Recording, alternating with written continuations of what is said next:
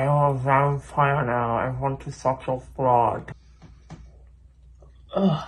It is impossible to talk with this in your mouth. Welcome back. So if you're new here, just so you know, this is technically part 2 of a project that began in the last video on this channel, and none of this will make sense without that context. But also it might be funnier to experience this in some ways if you jumped in now, so feel free to stick around if you're new. In part 1, I discussed the vampire storyline on Dark Shadows, which introduced the audiences to the iconic character of Barnabas Collins. We watched him kidnap a woman, him attempting to cover his tracks when she escaped, and witnessed him colluding with a doctor to try and cure his vampirism. Now we get to witness how he became this cursed, selfish being we've seen him to be in the present, by taking a journey to the past. Without further ado, let past David take over, as he filmed this next section several months ago. Also, originally these 2 videos were supposed to be one, which is why some of the language alludes to this just being one video. Just a heads up about that. It is a gloomy night in Portland, Oregon, and as the shadows gather, one man continues to face his unbearable task. A task which is an unfathomable burden, but which he must complete. And on this night, he will show his audience something so strange and frightening, he worries it will change their lives forever. Ruined that last take by dropping my phone, sorry. I mean, if it's a good one, maybe you can edit it out. To recap, the family has just conducted a seance to try and contact the ghost of Sarah Collins, and during this, Victoria Winters suddenly disappeared from the room and found herself in front of a much nicer and newer looking version of the old house on the estate, and we pick up immediately where that left off. Victoria is now at the front door of the old house and is baffled by how new looking it seems to be. Then Barnabas comes out, and Vicky is relieved to see him, but he doesn't seem to recognize her, and he's also dressed very differently than usual. She is surprised by this, and he in turn expresses surprise at how she is dressed. Then someone else comes to the door.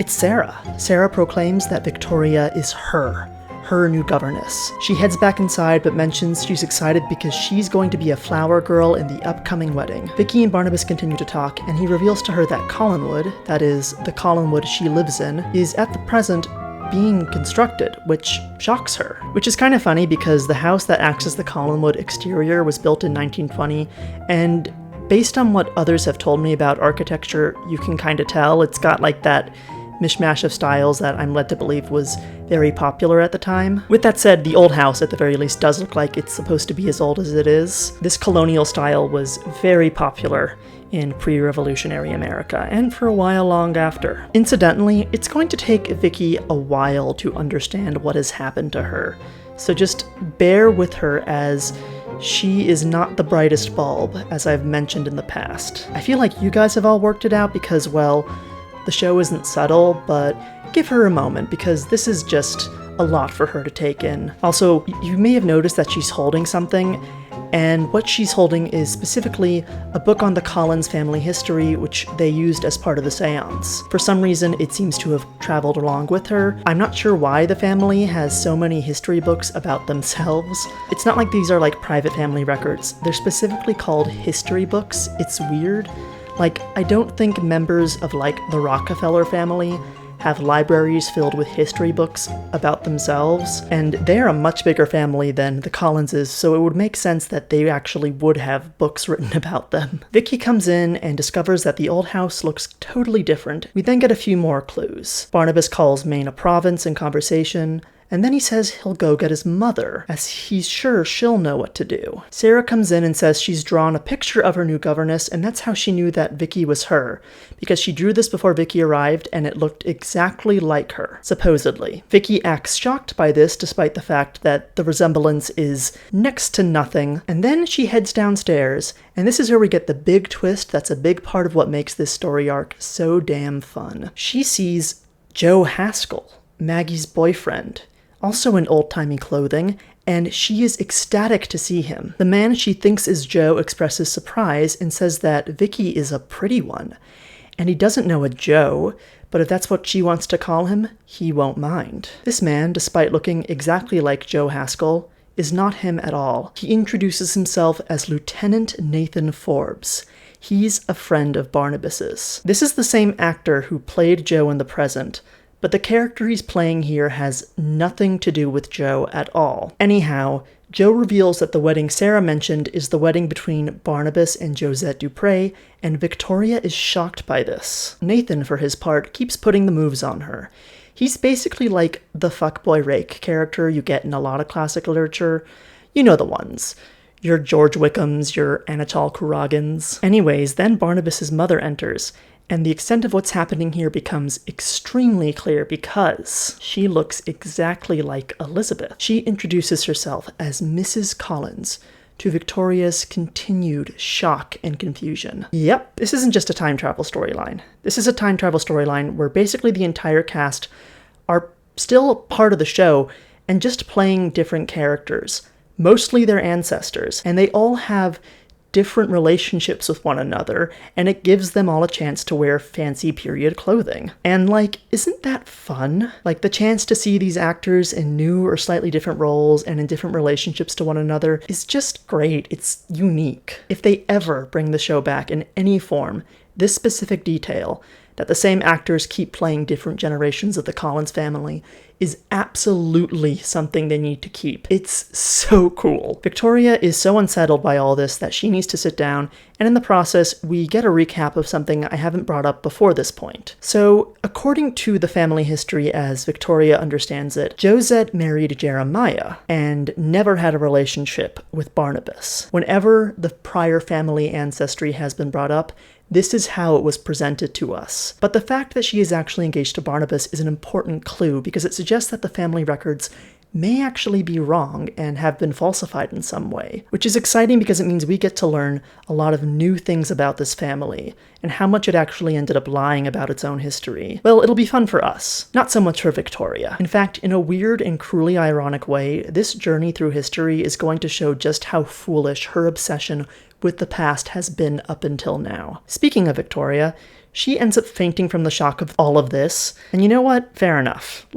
This is a lot to take in, especially because it is then revealed that Sarah's new governess, who was traveling to the house by carriage, has disappeared. The carriage overturned, and all the men who were with her are dead, and she is nowhere to be seen, meaning Vicky actually isn't the new governess like the family initially thought. Which is kind of weird.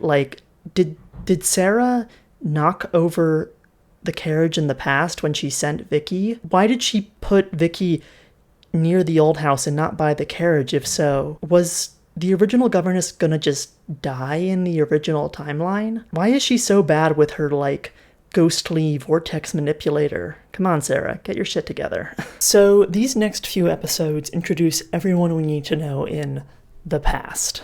And as such, I'm gonna be going through them kind of slow as we have a lot of new dynamics and relationships that we need to cover and properly understand, and I want to make sure that everyone's able to follow it. And of course, it's going to be doubly confusing because all of these actors are playing different characters, often with very different dynamics in the present, quote unquote. And so I kind of figured instead of just sitting down and recapping it, I would recap it whilst in front of this conspiracy board. I'm still going to be using clips in addition to pointing to each character, but I think that these visual aids will be very helpful because I just don't want anyone to be too confused because I'm about to introduce an entirely new cast of characters to y'all. Without further ado, let's meet the new Collins family. Or I guess they're technically the old Collins family because they're the other family's ancestors.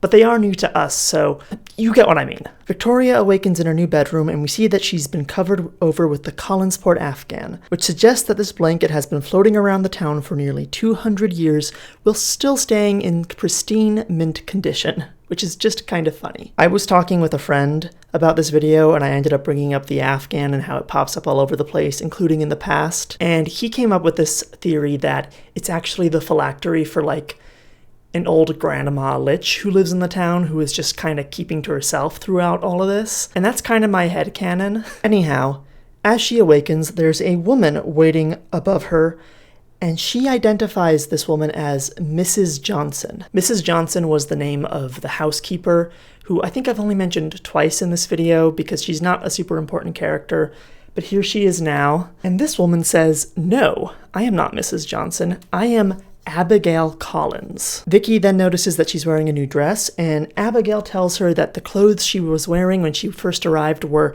shockingly immodest. She doesn't talk like that, but it felt appropriate. The fact that she says this is also just kind of everything we need to know about her. She's one of those, if you get what I mean. Vicky asks what year it is, and Abigail tells her it is specifically 1795. And then she starts asking Victoria questions. She wants to know what she's doing here, and Vicky can't really answer that, or why she was claiming to be the new governess, or really anything else. You just know that if Julia Hoffman was in her shoes instead of Vicky, she would have, answered all these questions perfectly and dodged them like a pro, but unfortunately, she is not going to be with us anytime soon. Abigail looks deep into Vicky's eyes and proclaims that she is possessed by the devil. Like I said, she's one of those. She then grabs the coat Vicky was wearing when she arrived and proclaims that it must be burned to destroy the taint of evil that is on it. Abigail leaves and locks the door behind her, but Victoria slips out the window and checks out Collinwood. That is to say, the Collinwood that she knows, which is currently still under construction. And whilst she's in the under-constructed house, she runs into another member of the Collins family, that being Jeremiah, who looks an awful lot like Burke Devlin. And as such, she kind of panics because Burke Devlin's supposed to be dead. Jeremiah, though, is very polite and understanding and ends up taking pity on her. He says that he's sure that she's a nice girl, which is the only nice thing you can say about Victoria's personality, period, so fair enough. I guess he's a good judge of character. He says that he trusts her and will fight for her, and he is sure no one will listen to Abigail, who he says has gotten even more wary of the devil and witches as she's gotten older. They head back to the old house, which is now, I guess, the main house because it's no longer old, and he helps her devise a cover story because she doesn't want to say where she came from. We fade to another scene in the downstairs drawing room where the family is discussing what to do with Vicky, and here we meet Joshua Collins, who looks a lot like Roger Collins. Except unlike Roger, he's married. Specifically, he's married to Naomi Collins, who looks an awful lot like Roger's sister in the present day, Elizabeth. I know that these cutouts are really sloppy. I don't have the time to cut them out again, so we're just going to go with it, and if it bothers you that much, that's your own too bad. I've actually set the board up in such a way that I'm hoping it makes all these relationships a lot more clear to everyone. So Jeremiah, Abigail, and Joshua are all siblings. And then Joshua is married to Naomi. He seems to be the only member of this elder set of Collinses who's married. And their children are Barnabas and Sarah. Abigail is continuing to insist that she gets bad vibrations from Vicky.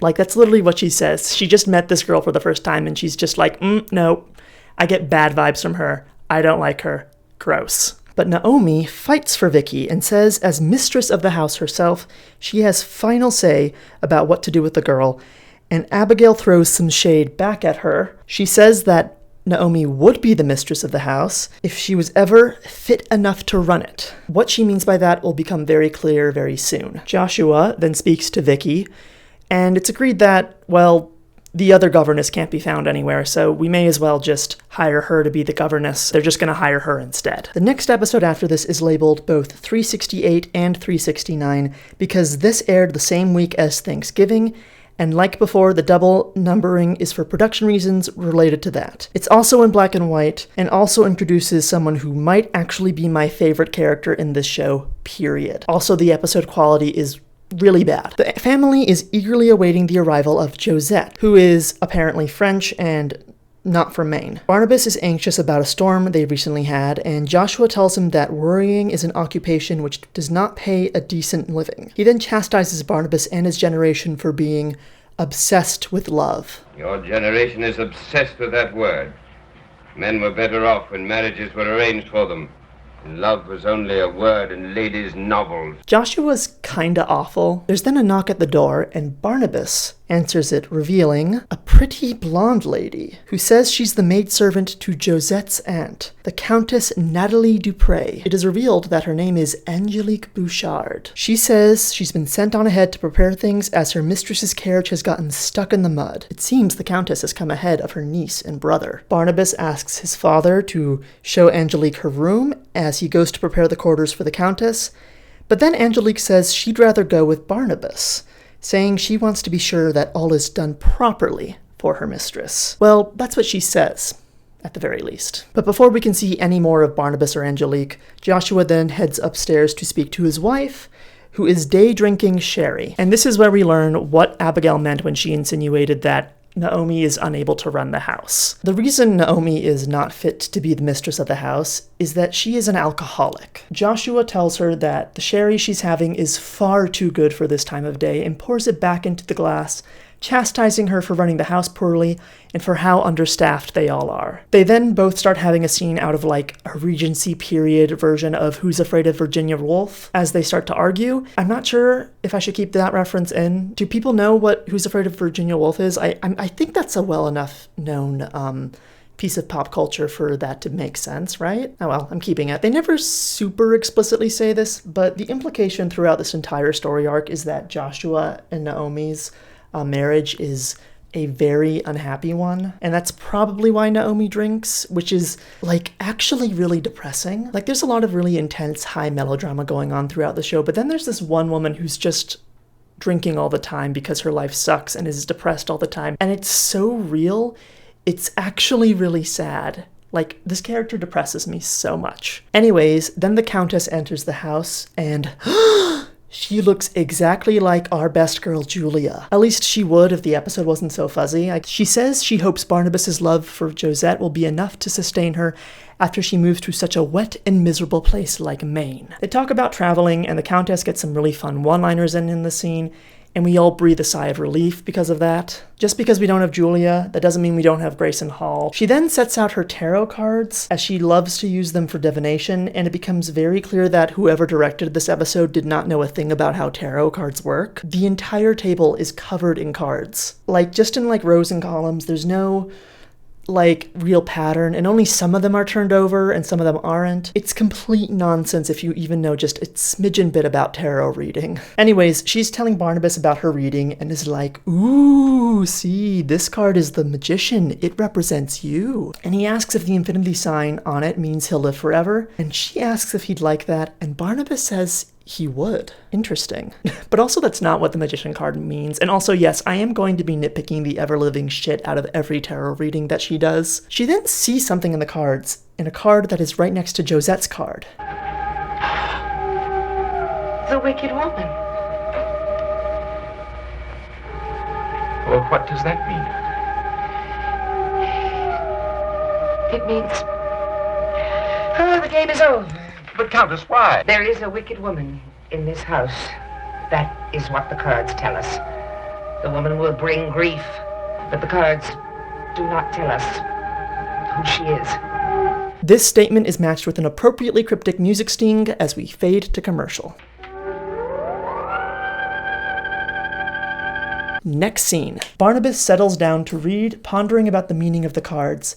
And then there's a knock at the door. It's Angelique, who, as I'm sure you've noticed, isn't played by someone we've met before on this show. She asks Barnabas if he remembers, and he says he does. And Angelique is so happy to see him. She says she waited in her room for him and was worried when he did not come, and then embraces him. Oh boy, what's this about? This does not seem good. She says sometimes she would wake up in the night, imagining him saying her name, and asks him to hold her tight. But Barnabas pushes her away. He says what they did was a mistake, that was his fault, and Angelique interrupts, saying that the only thing he did that was his fault was loving her. Barnabas insists he only loves Josette, but Angelique fires back. He says he loves Josette, but he came to her. It seems like our Barnabas has fooled around with a member of the Dupre staff, and she seems smitten. She is obsessed and continues to speak like this, but Barnabas tries to brush her off. She says she thought that Barnabas was glad to see her when she arrived at the house,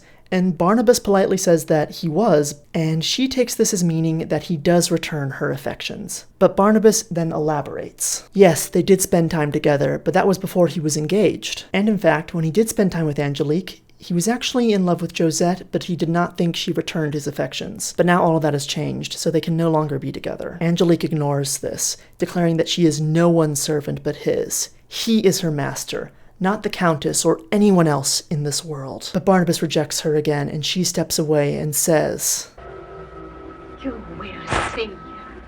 She runs out of the room. End of episode. So I feel like everyone who knows a little bit about soap operas is familiar with the concept of the crazy ex-girlfriend trope and how it's supposedly a super common one in soap operas. You know, the like evil, sexually vivacious, possessive woman who's out to get one of the protagonists because he rejected her. That is very much the kind of character Angelique is, but she is, to me, at least, so much more than that. She is played by the actress Lara Parker, and she does such a great job in this part. She just exudes so much charisma and creepiness, but there's always something just quietly tragic about the character, so she always feels like she's got a bit of depth. And the creators noticed that Angelique was really cool because she's going to be sticking around for the rest of the show. We're now on to the final episode of this first week in the past, and then we can jump back to the bookshelf. We open on Angelique, who has a doll in her hand, a little soldier. She finds out from Jeremiah that it used to belong to Barnabas, and she smiles, self-satisfied and maliciously. Just look at how she smiles. It's amazing. I love her. Through a think monologue, she declares that this harmless plaything will cause Barnabas more pain than he has ever known. Vicky then comes in and she has to hide the soldier, and then they talk. Vicky says she thinks that they have much in common as they both come from foreign places, and Angelique is surprised as she thought Vicky was American, and Vicky looks mournfully into the distance and is like, "Oh, I am, but you wouldn't understand." And you know, in some ways, she and Barnabas are kind of a really good fit because they both do stuff like this constantly.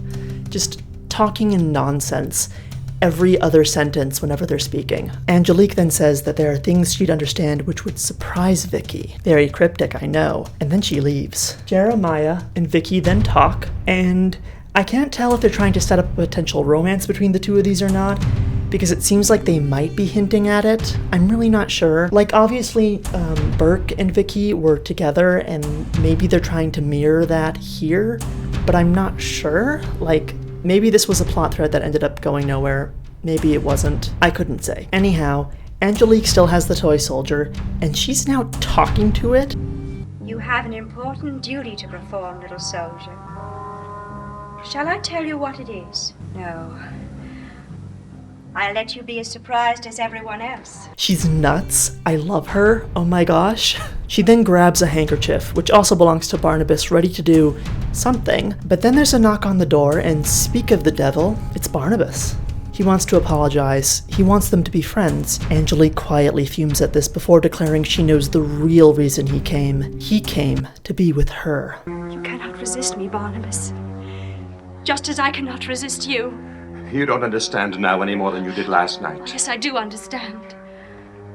Our destiny was sealed those nights in Martinique. You haven't forgotten those nights, have you? I will never forget them. Nor will I. Also, yeah, these French people are from the Caribbean.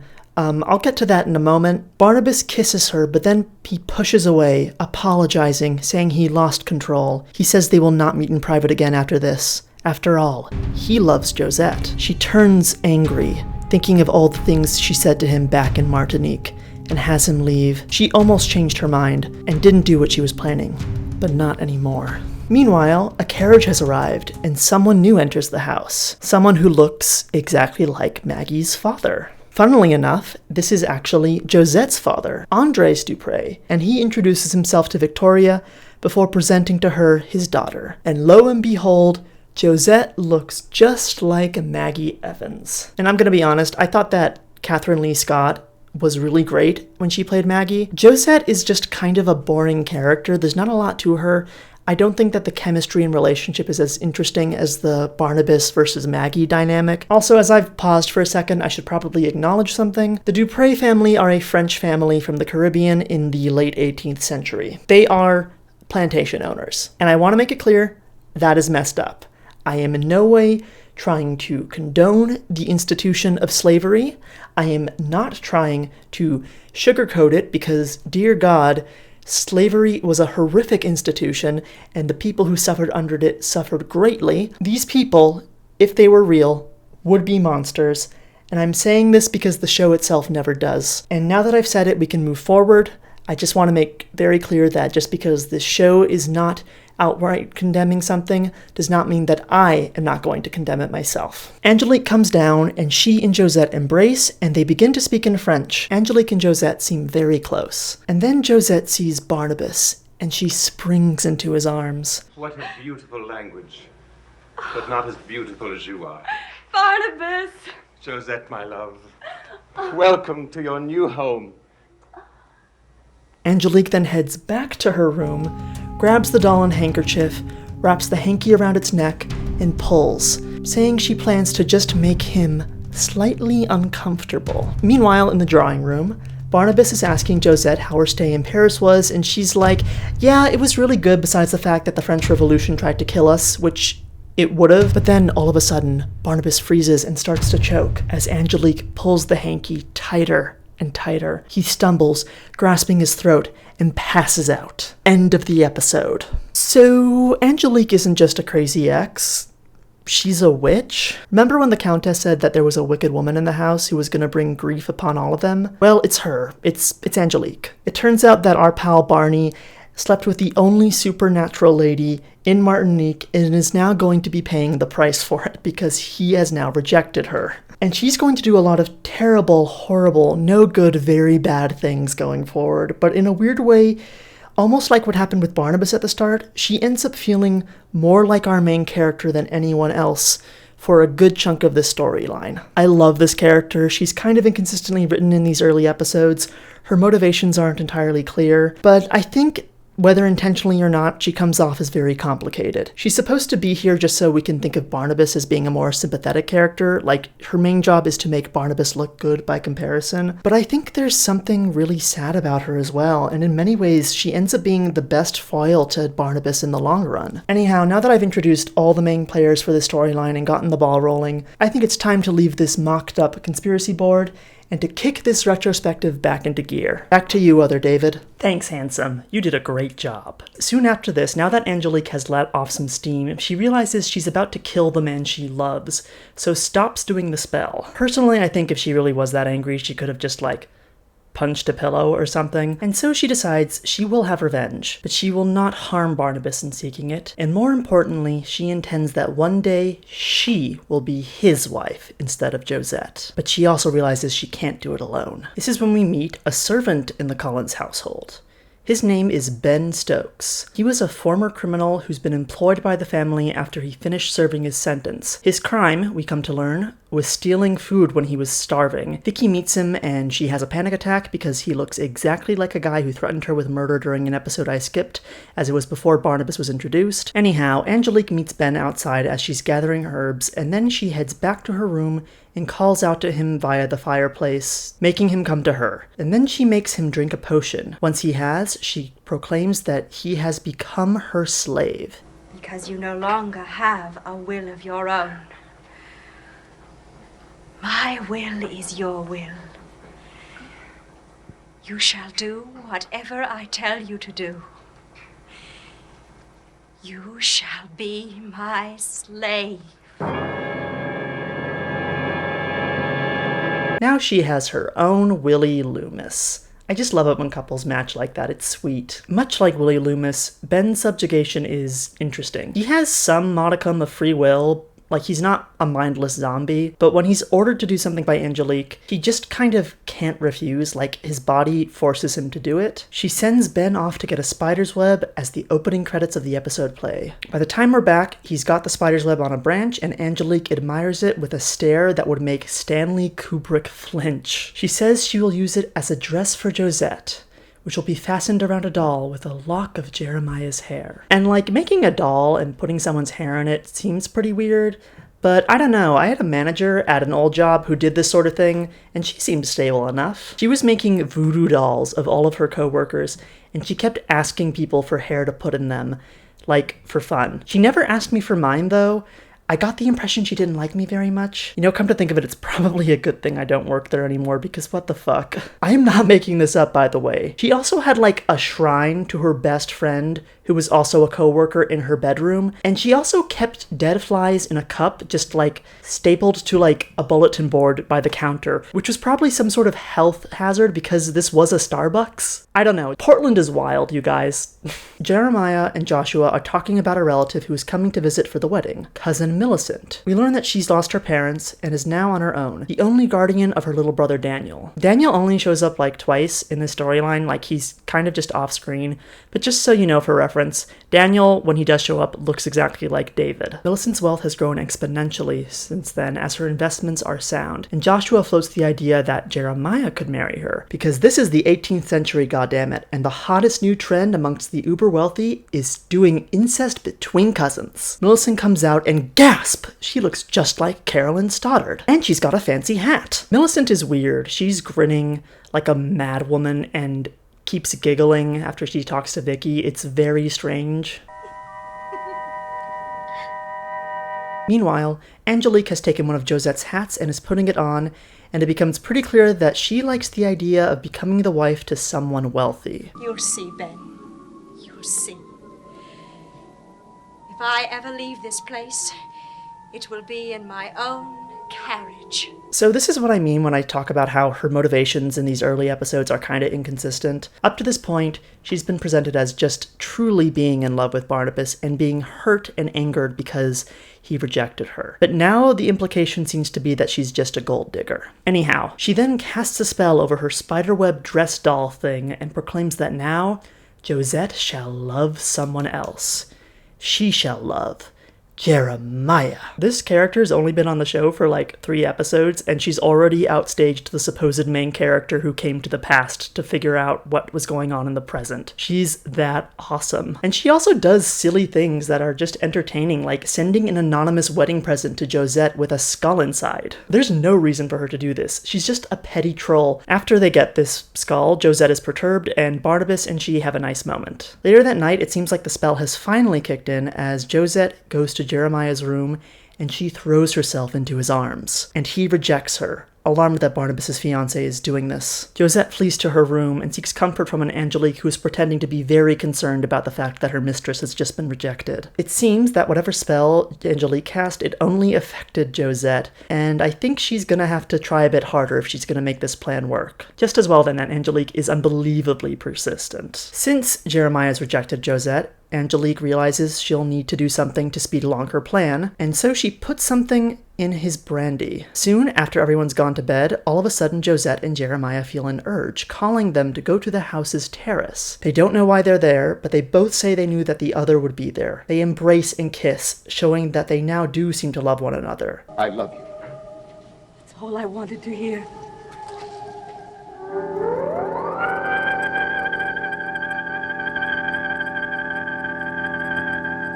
But they are not alone, as the Countess Natalie has seen them leave the house, and she is concerned. The next morning, the Countess speaks to her brother, and she says she's convinced that someone is trying to stop the marriage between Barnabas and Josette. Andre mocks her for using tarot cards and for being superstitious, but the Countess shoots back, saying that she saw Josette with Jeremiah last night with her very own eyes. But she thinks that there was something off about Josette's behavior, and she wonders if she was placed in a trance of some kind. In any case, she's convinced that someone influenced Josette to meet Jeremiah last night. Elsewhere, Naomi is in the parlor during this, day drinking again because she's bored, and there's nothing else to do. Jeremiah, I didn't know you were in the house. It's a little early in the day for that, isn't it? I suppose so, but I have little else to do. You could find something to do. Oh, no. Joshua has set down certain rules. The mistress of the house must be a lady of leisure. You see how fortunate I am? I'm not allowed to do anything except get bored. Andres then comes in and speaks to Jeremiah privately. Jeremiah seems to have broken free from whatever spell Angelique put on him and is baffled about his behavior. And naturally, Andres does not accept this answer because it's not a good one. That evening, the Countess has decided to consult her cards about this once again, and Naomi comes in, still drinking, like 8 hours later, and this is what I mean about this character depressing me. Her life is aimless and empty, and she can't do anything about it, and it's honestly really sad. The Countess offers to read the cards for her, and I didn't notice this before, but that is not enough cards for a full tarot deck. Look at this deck. As you can see, this is massive. She's clearly only got a fraction of a normal deck. The Countess gives a reading which is once again not correct, and she says a relationship will be ending soon, and there may be a betrayal in the future. She then says she suspects Vicky Winters as being somehow involved in this because she says she senses some otherworldly presence in the house. That night, Naomi has a nightmare about the Countess's reading. It's not important, but I want to show it to you because this image of her holding a disembodied arm is peak B-movie nonsense. No, stop it. I don't want to hear anymore. Jeremiah, who is that woman? Who are you? Come out of there.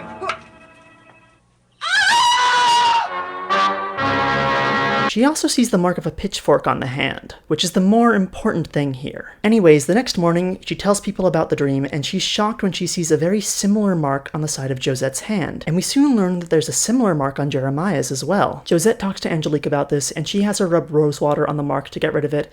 But in actuality, Angelique puts something in the rose water, which somehow activates the spell yet again. Jeremiah comes to Josette's room, and she ends up putting it onto his wrist as well, and they click right back into place, acting completely in love as they did before. They decide that their love is so deep and that they care for no one in this house, only each other, and plan to elope that night and leave the town. And now we are introduced to our final major plot point for this story arc of the show. During this episode, Lieutenant Forbes meets Millicent Collins, and he eventually hears that she's quite wealthy, and he is intrigued. Like I said before, this is our 18th century fuckboy character for this arc, and it seems like he's found his next mark. Millicent is both delighted and scandalized by how forward he's being, though she admits she doesn't know much about the ways of men, as she's been pretty sheltered for much of her life. Keep an eye on these two. Their story is going to be going on in the background as everything else is going on, and I'll be getting back to it later. Anyways, then Angelique turns Joshua into a cat. Where would the family reach you? I will send you an address.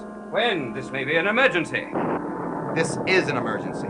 Now you've detained me long enough. The storm is worse. I must be off.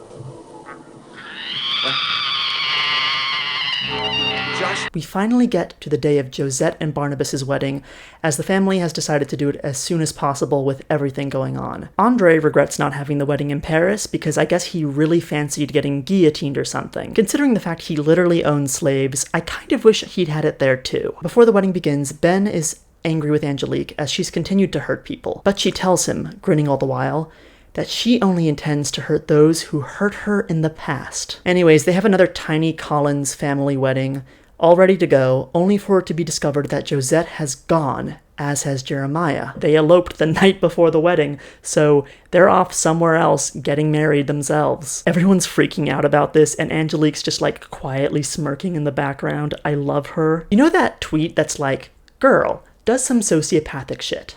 Her gaze.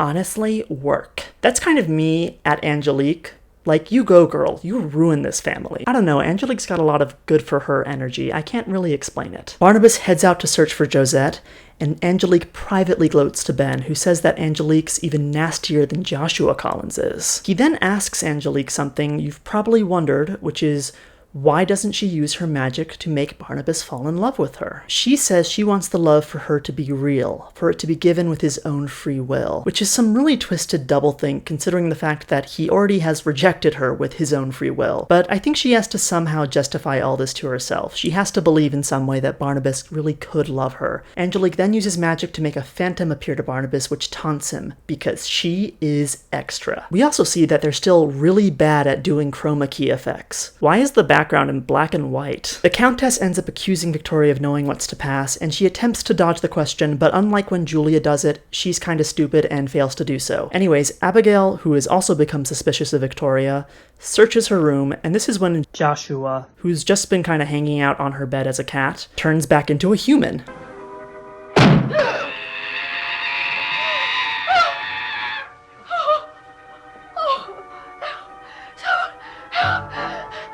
And this is bad news. Like, Abigail has suspected her of witchcraft from the start, and now she's seen magic happen in her own room before her very eyes. And then she finds a charm bracelet in Vicky's drawer. She shows it to the Countess, who says it's got the signs of the zodiac, and Abigail mistakes the Taurus on it for the symbol of the horned devil. A bracelet! All these figures, all the signs of the zodiac. Look! A devil! The Prince of Evil himself.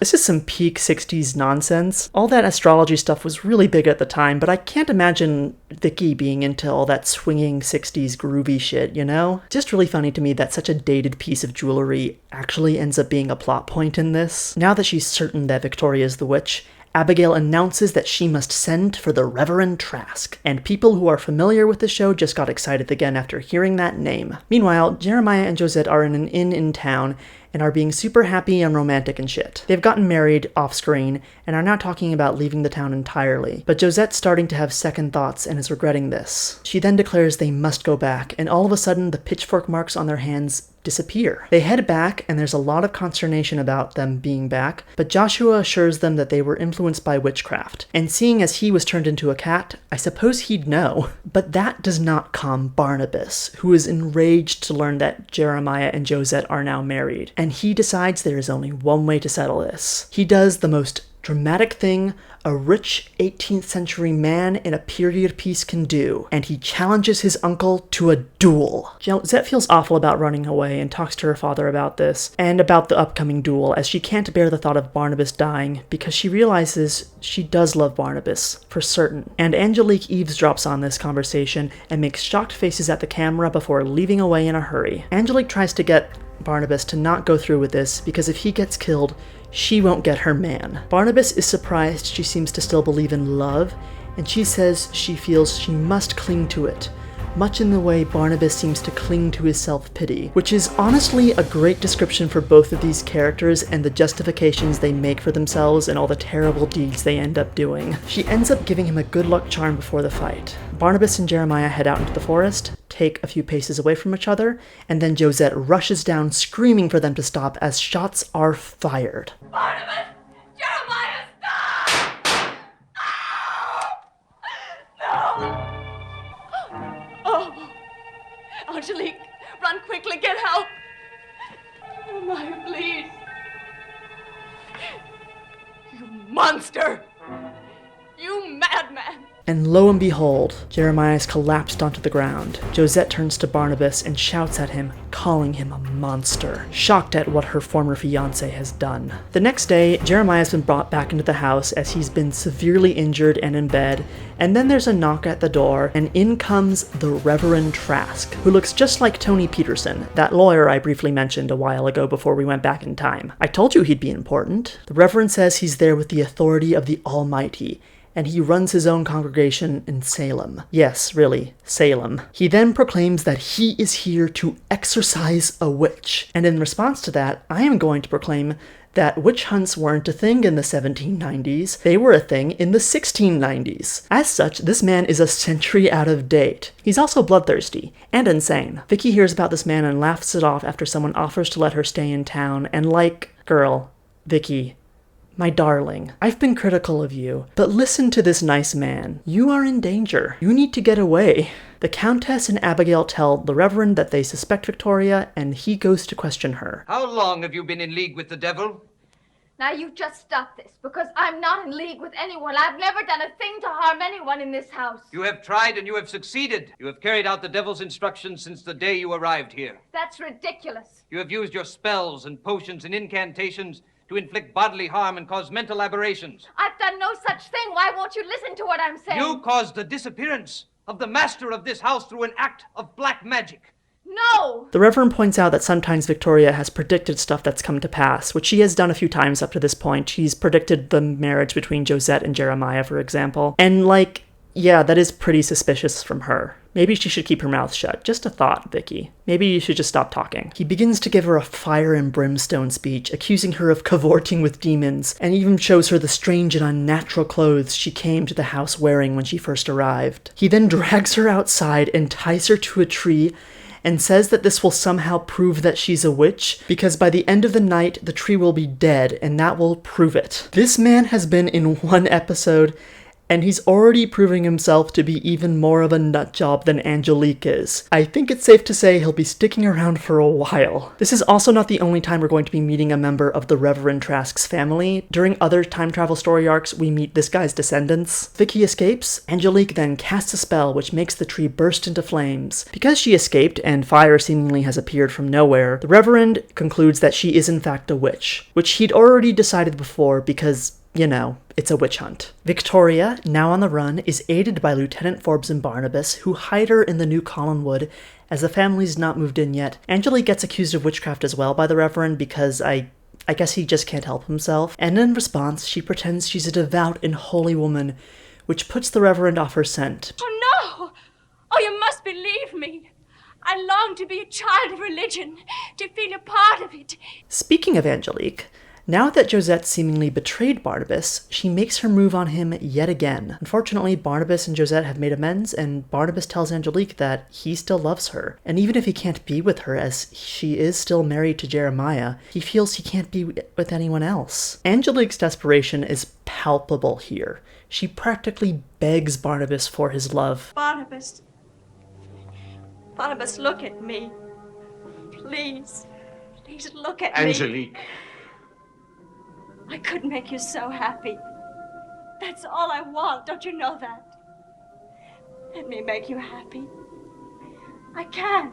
There's something, as I've said, quietly tragic about her, that she's so fixated on a man who cannot reciprocate these feelings. But she only seems sad for a moment, because then she sees a doll in his room. It's Sarah's doll, and she takes it as she has an idea. She sticks a pin right into the doll's chest, and this makes Sarah suddenly feel a harsh pain. Sarah is put in bed and seems to be greatly, if not fatally, ill. And nobody knows what to do, not even the doctor when he's called. Everyone's desperately worried about poor innocent Sarah, and Barnabas ends up talking to Angelique about it. And this is when Angelique plays her trump card. She claims she was hit by the same illness as a child and she nearly died, but her mother had a cure which brought her back to full health. She says she'll gladly help Sarah, but asks that Barnabas do something for her, as he says he'll have her eternal gratitude for doing this. She asks that he marry her, so she shall be his wife. Which kind of goes to show how much this whole, I want him to come willingly to me without witchcraft thing was actually bullshit. Like, she wants to cling to the idea that he can love her without outright coercion, but it's simply not true. So this is just kind of her last resort. Barnabas is so desperate to help Sarah as she seems to be dying. He just agrees to this without thinking about it. She makes some tea, gives it to Sarah, and then goes to her room and pulls the pin out of her doll, and it seems then that the tea has in fact cured her. Speaking of people dying in bed, which Sarah has now just avoided, that's what Jeremiah is busy doing. Dying in bed. Rest in peace, Jeremiah. You were nice to Vicky, but probably a schmuck. There's then several episodes where for some reason Angelique decides to resurrect him from the dead just to torment Josette further because she is just that spiteful. And as such, Jeremiah's zombie, or as the Dark Shadows wiki rather confusingly calls him, Jeremiah's ghost, ends up terrorizing the family for a few episodes.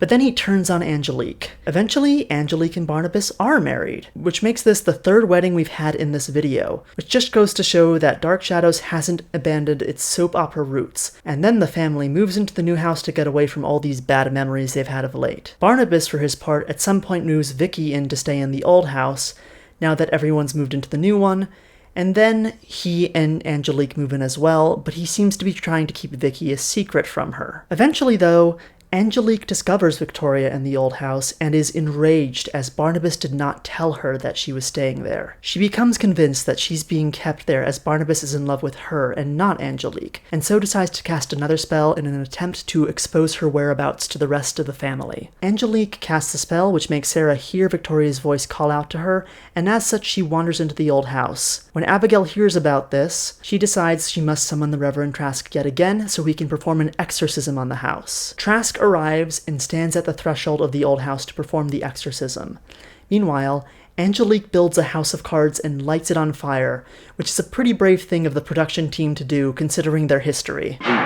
Anyways, she's lighting these cards to cast yet another spell, which makes a fire appear in Vicky's bedroom, and though she does notice for a moment that it doesn't seem to burn her, it makes her run out of the room in a panic, right downstairs, right into Trask. While all this is happening, Barnabas ends up seeing Angelique burning the cards, which alarms him, as it's the first clue he's gotten of his wife's true nature. I feel like Barnabas could have not just warned Vicky about it, because he did warn Victoria that Trask was coming to the house, but I feel like he could have just, had her hang out in the woods for a few hours and this wouldn't have happened. Barnabas then goes and talks to Ben and discovers he seems to know something about what's been going on at the house. And Ben is just about able to talk around the subject to give Barnabas enough clues about who's behind all these strange and unfortunate things which have occurred to them thus far. Barnabas then goes and talks to Victoria, who is now in prison, and tells her he believes her about not being the witch, and will try and get her out of there. Barnabas thinks about everything that's happened of late, and eventually realizes that Angelique is behind it all, and he is appalled. Her actions ruined his engagement and led to him killing his uncle, and so he decides she needs to die. He tries to poison her, but Angelique works out something's off, and then Naomi walks in, and Angelique gives the drink to her, and then Barnabas pretends to trip to save his mother, and it's frankly really funny. Barnabas then tries to stab Angelique in her sleep,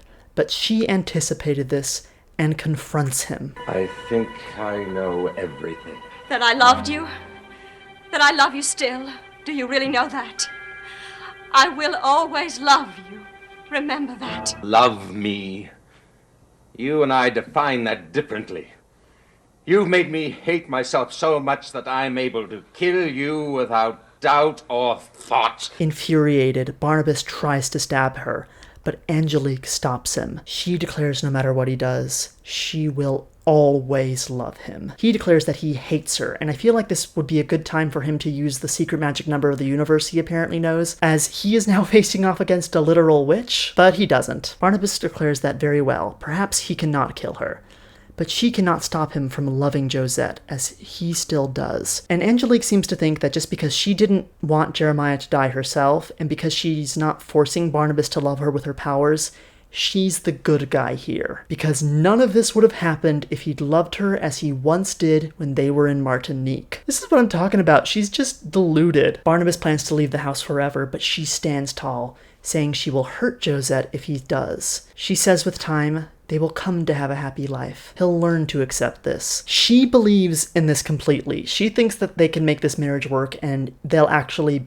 have a happy one. Meanwhile, at Collinwood, Nathan, Forbes, and Millicent are still spending time together as this romance plot is still happening. She's shocked by the way she acts when he's around, as she's deeply enamored with him. Barnabas then comes by as he wants Millicent to let her into the house to see Josette. The Countess then comes out and roasts Barnabas for wanting to spend his honeymoon with Josette and refuses to let him see her. He urges Josette and the Countess to leave Collinwood, and she seems disinterested in leaving. I think the reason why they haven't left actually is because Josette is currently mourning her husband because she has an obligation to, even if she doesn't really love him and never really did. Meanwhile, in town, a trial of a century, specifically the 17th century, is underway as Vicky's witchcraft trial starts its preliminary planning stages. Nobody wants to represent Victoria and she whines a bunch, but then in walks this guy. This guy's name is Peter Bradford, and he will be representing Vicky in this trial when nobody else is willing to. This guy is going to be her new love interest, and I'm gonna really struggle to care. Back at Collinwood, Barnabas schemes to get a word in with Josette with cousin Millicent, and he ends up warning her about Nathan, but she refuses to listen, convinced that his attachment to her is genuine. He is able to get a chance to speak to Josette, urging her to leave the town, and she says she refuses to until a proper mourning period for her husband has passed. There's some arguing over this, but eventually Barnabas is able to get Josette into a carriage to leave on her own. He tells her that they will meet in Portland in a few days. Like the one in Maine, not the one where I live. I guess he's hoping that they can pull a Charlotte Temple, which is a reference even I'm surprised I understand. If you've even heard of the book Charlotte Temple, let me know below, I suppose. At the old house, Abigail speaks to Angelique about testifying at the witch trial, and she ends up tipping her off to the fact that Josette has left the property, making Abigail suspicious. Barnabas comes in, Abigail leaves, and well, get ready, because here it is. This is the moment where the curse is placed. This is where the direction of Barnabas Collins' life is altered forever. This is the moment where this kind and well-meaning human being becomes the brooding, monstrous creature we met at the start of this video. Angelique says it's laughable that he thinks he's made Josette safe, and she makes the portrait of Josette, which he got a while ago and hung in the foyer,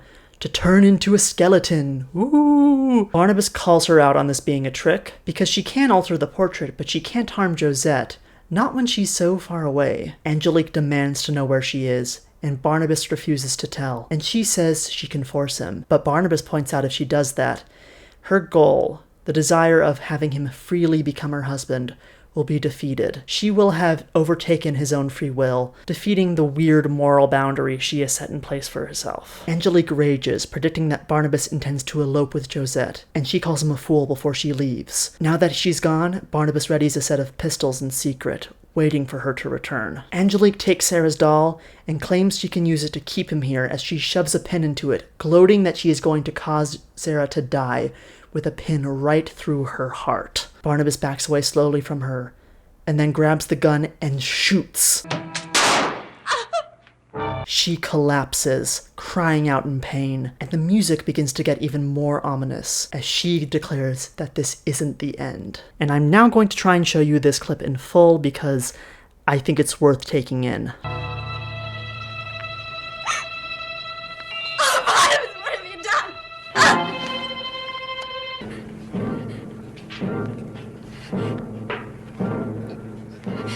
Didn't do the job well enough, Barnabas. I am not dead yet. And while I can still breathe, I will have my revenge. I set a curse on you, Barnabas Collins. You wanted your Josette so much, well, you shall have her, but not in the way that you would have chosen. You will never rest, Barnabas. And you will never be able to love anyone. For whoever loves you will die. That is my curse, and you will live with it through all eternity. Angelique collapses, unconscious, and then a bat flies down from nowhere, and all this drama is completely ruined because it looks ridiculous. The bat flops towards Barnabas on a string, and he screams in pain as it bites his neck. And isn't this the greatest thing you've ever seen? I can't believe such an important moment in the show looks like this. It's insanity. But this is the big moment now, right? This is the turning point for this story arc. Barnabas has finally become a vampire. We have seen his origin story, and as such, our time in the past is now going to go in an entirely different direction. And all I can say about it is that by the time we're done, there's going to be a lot of dead members of the Collins family, because this is not just a time travel story. This is also a Shakespearean tragedy, and we're going to be watching this tragedy unfold until it reaches its very bloody ending. As things are once again shifting focus, I think it's time to once again take a break for another intermission. Hello, strangers. It's me, David from the future, once again trying to give you some context. So what you are about to watch is another intermission segment where I take a break from discussing the storyline to discuss something else related to the show. And in this section, specifically, I end up talking about the behind-the-scenes origins of Dark Shadows and a bit about some of the cast. Before you watch it, I want to give a bit of context. Originally, this video and the last was going to be one single video, and it was going to have 3 of these kind of breaks in the recap to discuss different elements of the show outside of the plot. The first one was the one you watched in the last video, in which I discussed influences on it and its various storylines. The second one, which you are about to watch, was initially going to be placed between where the last video ended and this one began. So it was written and recorded with the intention that the storyline about time travel was upcoming and hadn't started yet. The third one, in case you were wondering, was going to be placed where the second one is instead, and it was going to be talking about the Tim Burton movie, and I ended up having to just kind of scrap that for logistical reasons, and I'm sure many people are going to be disappointed that I didn't tear the Tim Burton film a new one, but also the comments of the last video are anything to go by. Some people do actually like it, so maybe those people are relieved. I don't know. Anyhow, please enjoy this look at a few stories from the behind the scenes of Dark Shadows, and I hope this helped clear up any potential confusion that may arise from this slight snafu in planning. Anyhow, see you later. Well, hello there, strangers. Welcome to the second intermission of this video. Congratulations on getting this far into the video. As a reward, you get this merit badge. It makes you an honorary citizen of Collinsport. If you keep watching to the end of the video, you'll be made an honorary member of the Collins family itself. Everybody pause the video right now and comment below with the name of their Collinsonas. If one person writes like a few sentences about their Dark Shadows OC with a name, I shall deep fry and attempt to eat this yarmulke. My own Collinsona is named Evelyn Collins, from a distant branch of the family that lives in New Orleans. His mother is actually a supernatural shape-shifting creature of the bayou who took on the form of a woman for her own personal reasons. Little does he know that he has inherited some of her traits, nor does he even know that his mother was a monster to begin with, as she is dead. Also, he looks like one of the guys from Dead Boy Detectives. I forget which one. I think his name was Edwin. Dark Shadows is about to do something kind of bonkers, and I thought we did a good climax, so this would be a good time to take a break from the plot, so I could take a dive into some information about the behind the scenes of the show. I want to look at its origins, the lives of at least two of the actors who took part in it, whose lives I think are really interesting, and I'm doing this because I think some of this information is just as interesting and insane as the plot on the show itself. I also feel really bad because there are people who are going to have stopped watching at this point, before they reach this part of the video, and they're gonna miss some really fascinating entertainment history. Without further ado, I want to introduce you to the creator of this program, Dan Curtis. Dan Curtis was born in 1927 and got into show business as a married adult. He got his start producing the show CBS Golf Classic for the eponymous TV network. And it is so hard to find footage of this TV show, I'm still not entirely sure it exists. It's not even on IMDb. Life was pretty good for Curtis and his wife, and then one night, he had a dream. This dream would lead to the creation of the iconic Gothic soap opera we're talking about this evening. Dan described this dream many times over his life, of a vision of a woman on a train going to work for a rich family somewhere, passing through the fog past a stormy, rocky coast. And this image struck Dan Curtis as memorable, and after some urging from his wife, he decided to take this gloomy bit of imagery and run with it, to turn it into a full-blown TV show. Dan pitched this idea to the network, and eventually got the ball rolling on pre-production of this new show. He ended up approaching the writer Art Wallace,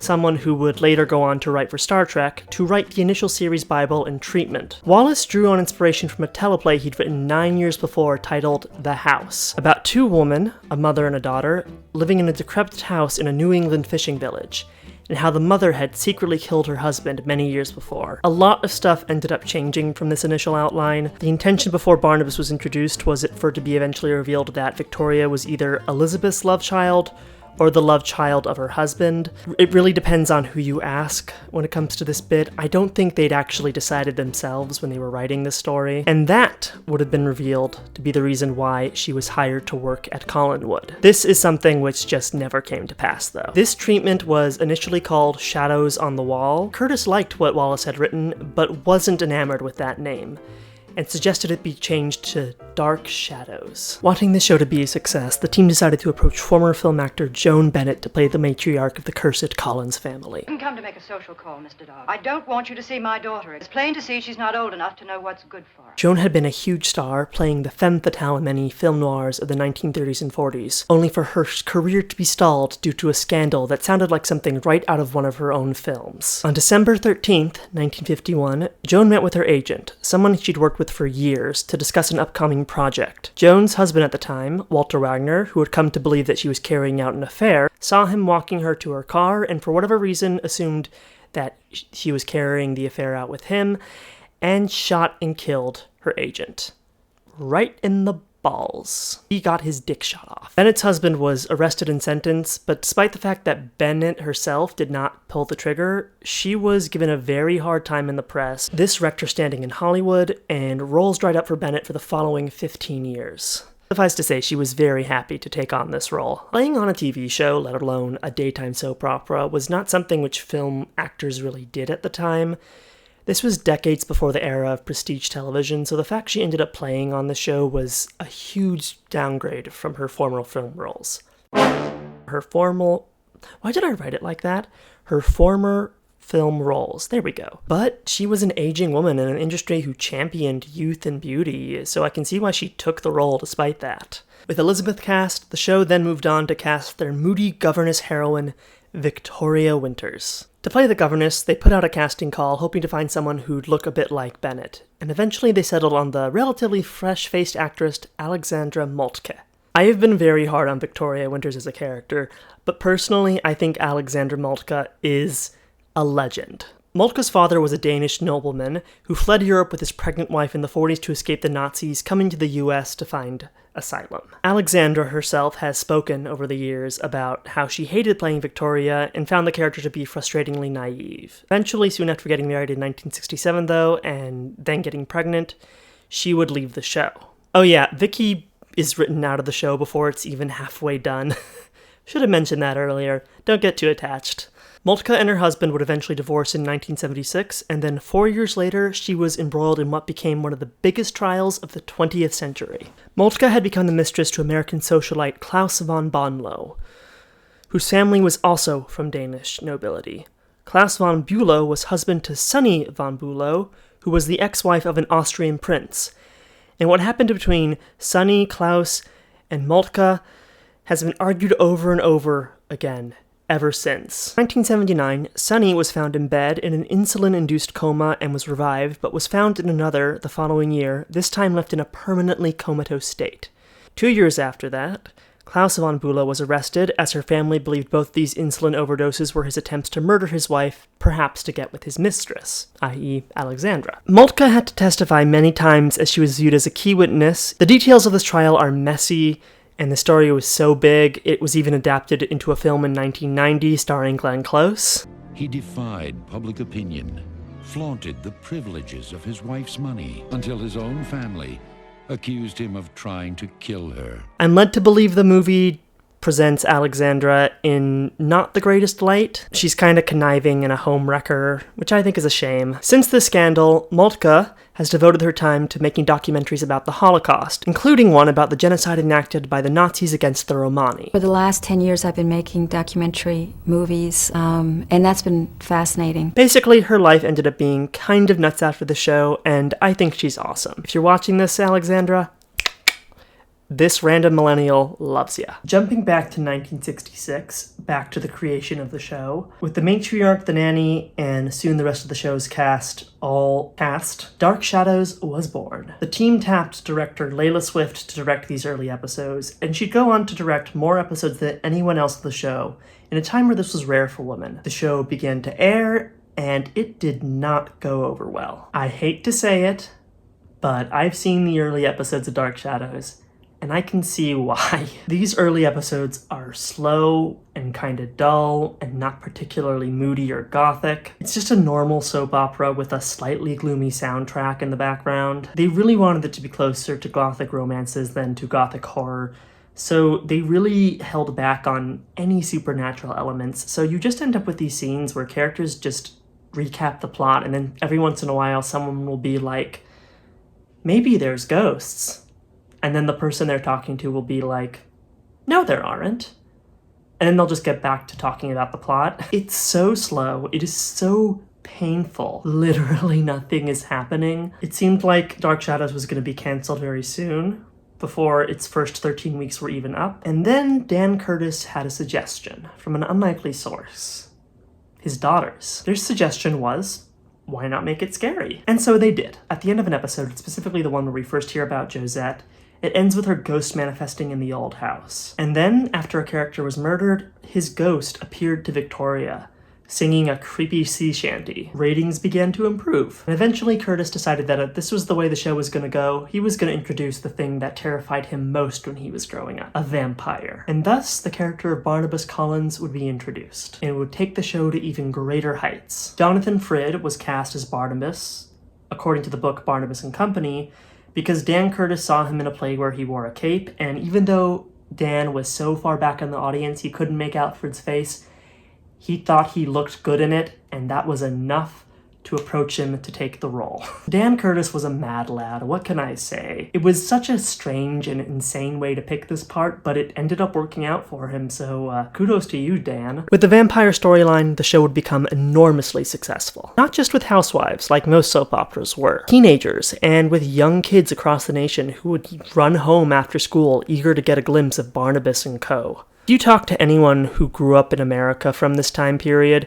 there's a good chance they have some vague memories of rushing home after school to try and watch Dark Shadows. It was that big of a cultural juggernaut for this period. Johnathan Frid would become something of a celebrity and kind of a sex symbol. In interviews, he'd often share stories about being sent fan mail from housewives, which included their nudes. I can't find any of these interviews, but here is the director Layla Swift talking about it in one. Johnathan told me he used to get pictures from women naked from the waist up saying, "Bite me, Barnabas, bite me." All these women wanted a taste of Barnabas, or more likely, they wanted Barnabas to have a taste of them. Frid's popularity would eventually lead to a huge nationwide tour where he traveled across the country to meet his adoring fans. To quote an article about the tour, specifically his stop in Fort Wayne, Indiana, "With Frid is Phil Kriegler of ABC TV, a short, amiable man. I play the heavy on this trip. I'm the one who has to pull him away from all the women who want autographs.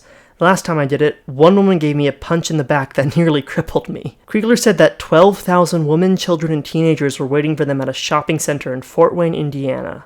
The screaming was unbelievable. 11 women fainted. There were 58 lost children and 1 broken arm. 11 women fainted! Anyhow, Dark Shadows would continue, with Frid at the helm through to 1971, when it suddenly ended.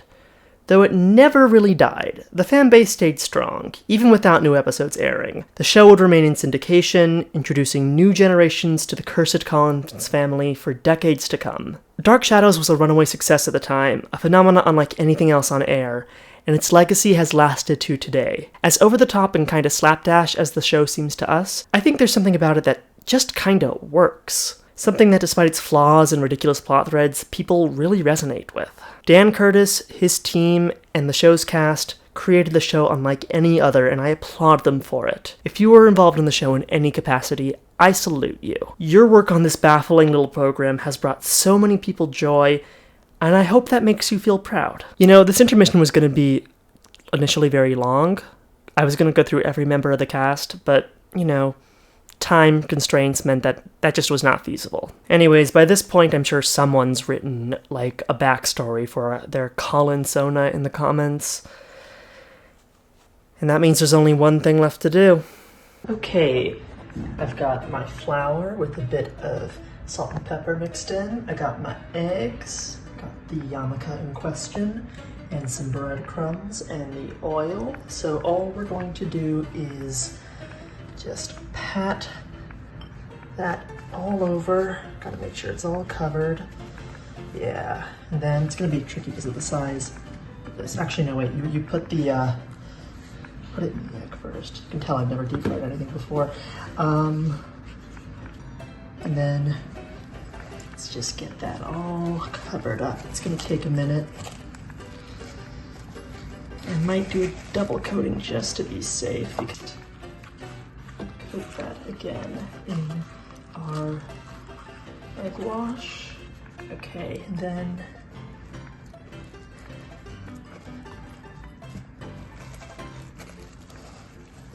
well, that's as covered as I think it's gonna get, so without further ado, that is, the oil's heated up. I gotta be careful so it doesn't spatter and burn me, but you know, it's going, it's moving. Turn that over, I guess. It's pooping up. Wow. Turn that over again.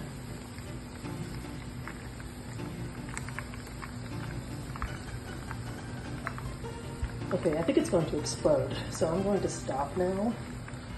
I think I did a beautiful job plating this. The only problem is I don't think I can eat it. I think it's time to get back to the recap now. Welcome back. We ended things on quite the cliffhanger, didn't we? Angelique is now dead, and Barnabas has been turned. And you know what would be like really anticlimactic? If Angelique was like totally fine and Barnabas hadn't become a vampire yet. Like that would just be so frustrating and feel like they were just drawing this out for longer than they had to, right? So the next episode starts and Angelique's fine. Also, Ben has shown up. Angelique reveals that Barnabas is dying, and if he does die, then the transformation will be complete. But now, because I guess she's alive, she's getting second thoughts, and she does not want him to become a vampire. I don't know why. Maybe it's because he didn't actually kill her, so maybe she can hypothetically still be with him. That's changed her mind. Who can say? Somewhere else in Maine, Josette feels a vibration, and her neck starts bleeding. Spooky! Josette firmly believes this is an omen about Barnabas and insists that despite the danger, they must return to Collinwood. So now Barnabas is bedridden and Angelique is desperately trying to undo the curse and is like completely unable to. Josette and the Countess have returned to the estate and they end up visiting Barnabas in bed. Also, I have no clue where Josette's dad has gone. He is never seen again after this point. A doctor is called and he declares that Barnabas has the plague, as in the bubonic one, which is weird because there were no cases of that reported in America until 1900, but alright. Also, Josette goes and talks to Victoria, and Victoria ends up telling her that she needs to get away from Collinsport to avert the terrible fate that awaits her. Josette doesn't believe this, and so Vicky tells her to look at the book in her bedroom. Josette and the Countess search through Vicky's things and discover the book on the Collins family history she brought with her, and they read in it that Josette died, or I guess will die, by her own hand. Also, we learn here that the Collins history book was published in Bangor, and again, I have to wonder who specifically published this. Was this a bespoke publication commissioned by the family? Is this the work of some local historian publishing stuff about local families? It's never elaborated on. Anyhow, Angelique is unable to cure Barnabas, and he is dying, and for the first time ever, Joshua and Naomi show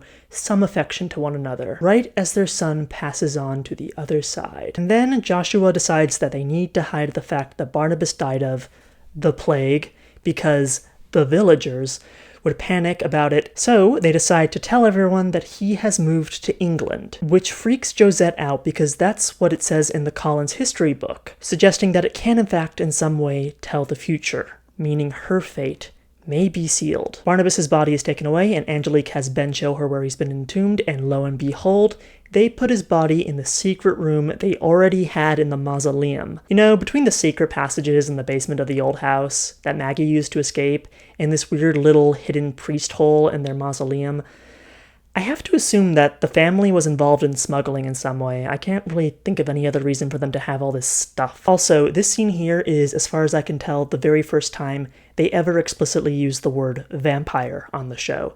They very deliberately avoided it because they worried it would make it too overtly campy before this point. Angelique attempts to stake Barnabas so he won't become a member of the undead, and unfortunately she opens the coffin just as he wakes up and bares his fangs for the very first time. And he is furious, though he doesn't really understand what's happened yet. And he then strangles her to death, fulfilling her own prophecy that everyone who's loved him will die. She, ironically it seems, is the first to fall. Rest in peace, Angelique. If only Satan could have made you less beautiful. She'll be back, though, don't worry. She's a witch after all. They're good at that kind of thing. Barnabas leaves the room, and when we next see him, his face is covered in blood. Barnabas proclaims that he's discovered that he's learned he must drink blood to survive in his new state, and he's horrified by this. Blood on you? What happened to you? To me, nothing, but to some poor, unfortunate villager. You see, I learned something else about my new existence tonight. Without other people's blood, you will begin to hear talk tomorrow about an attack that took place in the village tonight. He regrets in this moment not letting Angelique kill him. It would be better than living as what he's become. Also, this is like the most Dracula he's ever looked. The cape, the period clothing, the blood. It's kind of amazing, but so on the nose it's also a bit distracting. Elsewhere, Josette goes and speaks to Victoria once again, and tells her that she's going to present the book as evidence. She also thinks that Vicky is the witch and was responsible for Barnabas' death and is angry with her for having killed him. I feel like Victoria maybe shouldn't have told her about the book to begin with, because having a weird book with predictions of the future that come to pass is like textbook evidence of being a witch. Victoria is shocked to learn that Barnabas is dead, somehow not understanding that the history which was written down in the book may not be accurate. This is not the first time she's learned of a discrepancy between the family history and the events she's seeing, so I do not understand her confusion. Once again, I just have to reiterate, I think she's just kinda dumb. I will say though, these scenes are fun because it's kinda cool to watch Catherine Lee Scott playing angry. It's not something she ever had a chance to do when she was playing Maggie, and it feels really raw, even if Josette having a thirst for blood is kind of strange. And I mean that metaphorically, as in she wants Victoria hanged as a witch. She's not also a vampire. You don't know what you're saying. I know a lot more than you think I do. I don't know why you wanted Barnabas dead, but I do know that you are responsible for his death. No, I'm not. You've got to believe me. It will convict you and send you to the gallows. That's all I care about. You can't do this. Miss Winters, you took away the one person that I cared about the most in this world. I will personally see to it that you are punished for that. Episode 413 is next, which is funny because it's the Homestuck number. If any fans of this show are watching this, they probably have no freaking clue what that means. In this episode, we check back in with Barnabas, who wants to go to see Josette. She is his love and he wants to speak to her, though Ben doesn't think this is a good idea. He peers into Josette's bedroom in hopes of seeing her, and unfortunately his sister Sarah is in there and sees him. Sarah doesn't really understand what's happened and ends up following him outside into the pouring rain, desperate to see her big brother again. Because of this, she ends up becoming severely ill and dying due to exposure, and I think it might be the most tragic death in the storyline. There is a cruel irony to it. Barnabas's own close relationship with his sister is the indirect cause of her death.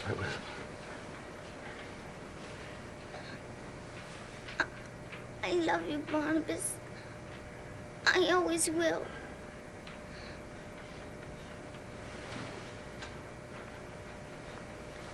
Sarah, no.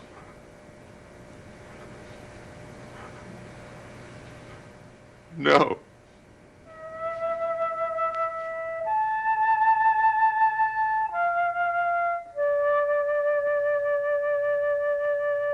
Once again fulfilling Angelique's curse. Meanwhile, Millicent is still being romanced by Nathan Forbes, and she expresses concern over this romance. Her lawyer and broker have warned her to be careful of men who make light of propriety, and Nathan jokes that they probably want her for themselves. She then receives a proposal from Nathan and she gladly accepts, unaware that he's just after her for her money, just like her lawyers warned. Elsewhere in the house, Naomi is busy drinking again, this time because her 11-year-old daughter just died. She and her husband visit her casket in the mausoleum, and Barnabas ends up eavesdropping on them from the other side of the wall, hearing them grieving for their daughter, and he feels awful. Yet, I hope so. I know they're laying it on pretty thick, but it's kinda working, right? Barnabas begs Ben to end his torment, to drive a stake through his heart. Ben is resistant to the idea, but when he tries, Angelique shows up as a giant ghost head and stops him. I told you she'd be back. Honestly, sooner than I feel like she should have. She declares that she will ensure that Barnabas will not die, as he will live on with this curse forever. Because I guess she changed her mind about the curse thing again. And then the episode ends with a zoom in on her floating, cackling head, and this is pure camp. How can you not love this?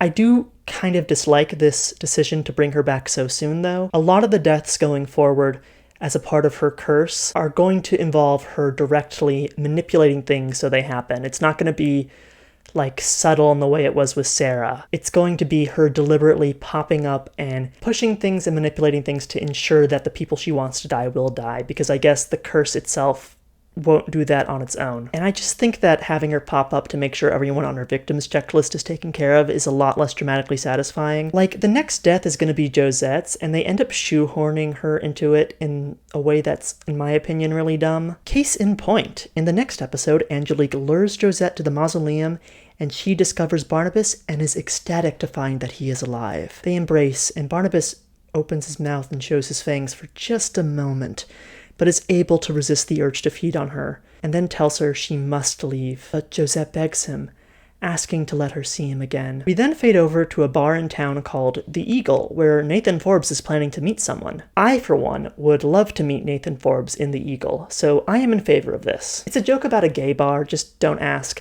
Actually, I kind of made it a bit of a recurring thing in this script that this particular bar is actually a gay bar in universe, and I just never explained that in any place, so, here's your warning for that, I guess. Unfortunately for me, Nathan is not meeting a guy dressed like one of the members of the Village People. He's meeting a woman.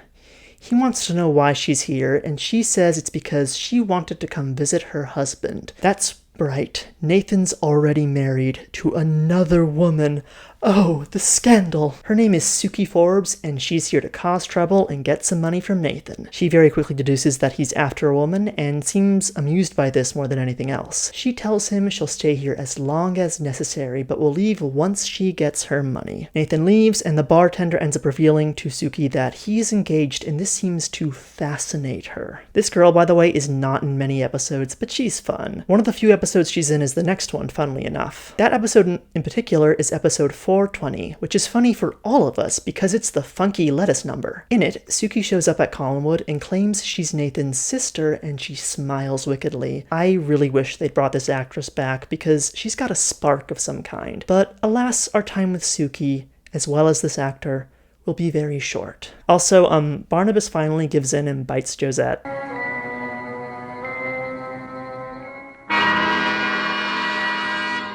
Also, Vicky and her lawyer finally kiss on the off chance you care. I am certainly shipping it. Josette, for her part, seems really happy after being bitten, and I have to be honest, I think this was a mistake. Put a pin in why I think having him bite her was a mistake for later. He also ends up giving Josette one of his rings. In this episode, we also get a glimpse of another prop that fans really like called the Hand of Patofi box. It's probably shown up earlier in this video, and I just forgot to mention it, but it's another prop that people love to spot in the background of episodes. Unlike the Collinsport Afghan, it does eventually become important in a later storyline. Specifically, there's later going to be a disembodied hand of an immortal Lich Warlock in there that springs out and strangles people.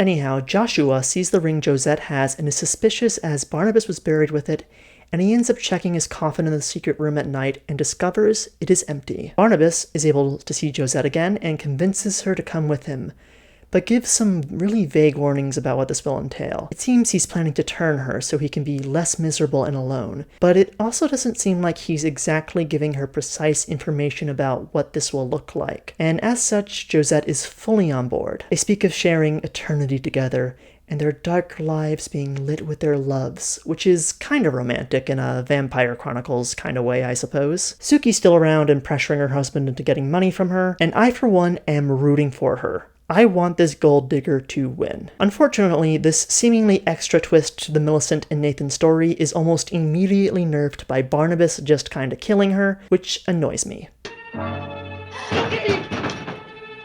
We needed more Suki. She was great. That occurred in episode 423, by the way, which is only funny for me because it's the Ben drowned ARG number. And no, I won't elaborate. However, despite her death, Suki does still have an impact on Millicent's story. It turns out she brought her wedding certificate with her, and Millicent finds it, and oh fucking no, this is bad. Millicent is shocked, confused, and brokenhearted. She's sensitive and naive and has just learned that the man she's loved, who she's violated propriety for, was a liar and was already married. She is not taking it well. She wasn't your sister. She was your wife. All right, now, Millicent, just let me She try was to... your wife. Yes, but... And you've been deceiving me. Everything you've said to me was a lie. I swear to you, Millicent, Don't say anything else, Nathan, to me, please. Millicent, I don't want to hear any more of your I lies. wanted you to know, but there was no way for me to tell you. It was a marriage in name only. I wanted to end it, but Suki wouldn't let me go. No, I don't want to hear it. And now we come to yet another very important episode which I shall be describing in detail. This is it. This is the episode where Josette throws herself from the top of Widow's Hill. Join me, won't you? We open with Ben, who's building 2 coffins, and he learns one of them is to be for Josette, which he is mortified to hear. Elsewhere, though, Josette is happy as she plans to elope with Barnabas this evening, But the Countess is worried. She's read the Collins family history book and knows she's supposedly destined to die tonight. And then Josette realizes the ring Barnabas gifted her is gone and realizes it must have fallen out when she was outside. The Countess panics, as the book apparently says the beginning of the night would feature Josette losing a ring from Barnabas, and that is what would eventually lead to her falling to her death. Josette manages to lock the Countess out of her room to avoid her extremely concerned relative, and then she hears Barnabas calling out to her telepathically, saying he is waiting for her at Widow's Hill. Come to me, Josette. Come to me. Where, Barnabas? And so she takes a secret passage in the room to slip out and heads on her way. We fade back to Barnabas, who also hears a voice telepathically. Specifically, he hears Josette's voice saying that she is going to Widow's Hill. And Barnabas realizes something. This is somehow Angelique's doing, because it turns out he did not send out a telepathic message. No, Josette. You mustn't go there. Don't let her trick you! She's trying to get both of them to go to Widow's Hill at the same time, it seems. Josette, who has now gone outside, suddenly starts to hear Angelique's voice, and she tells her that Josette should not go with Barnabas, as Barnabas is evil. And Josette refuses to believe this, but Angelique says if he wasn't evil, he would have told her specifically that he plans to change her into a monstrous thing. He, Angelique tells her, plans to kill her. Josette denies this, and Angelique declares that she will show her what she will look like. And she does. See how you will change.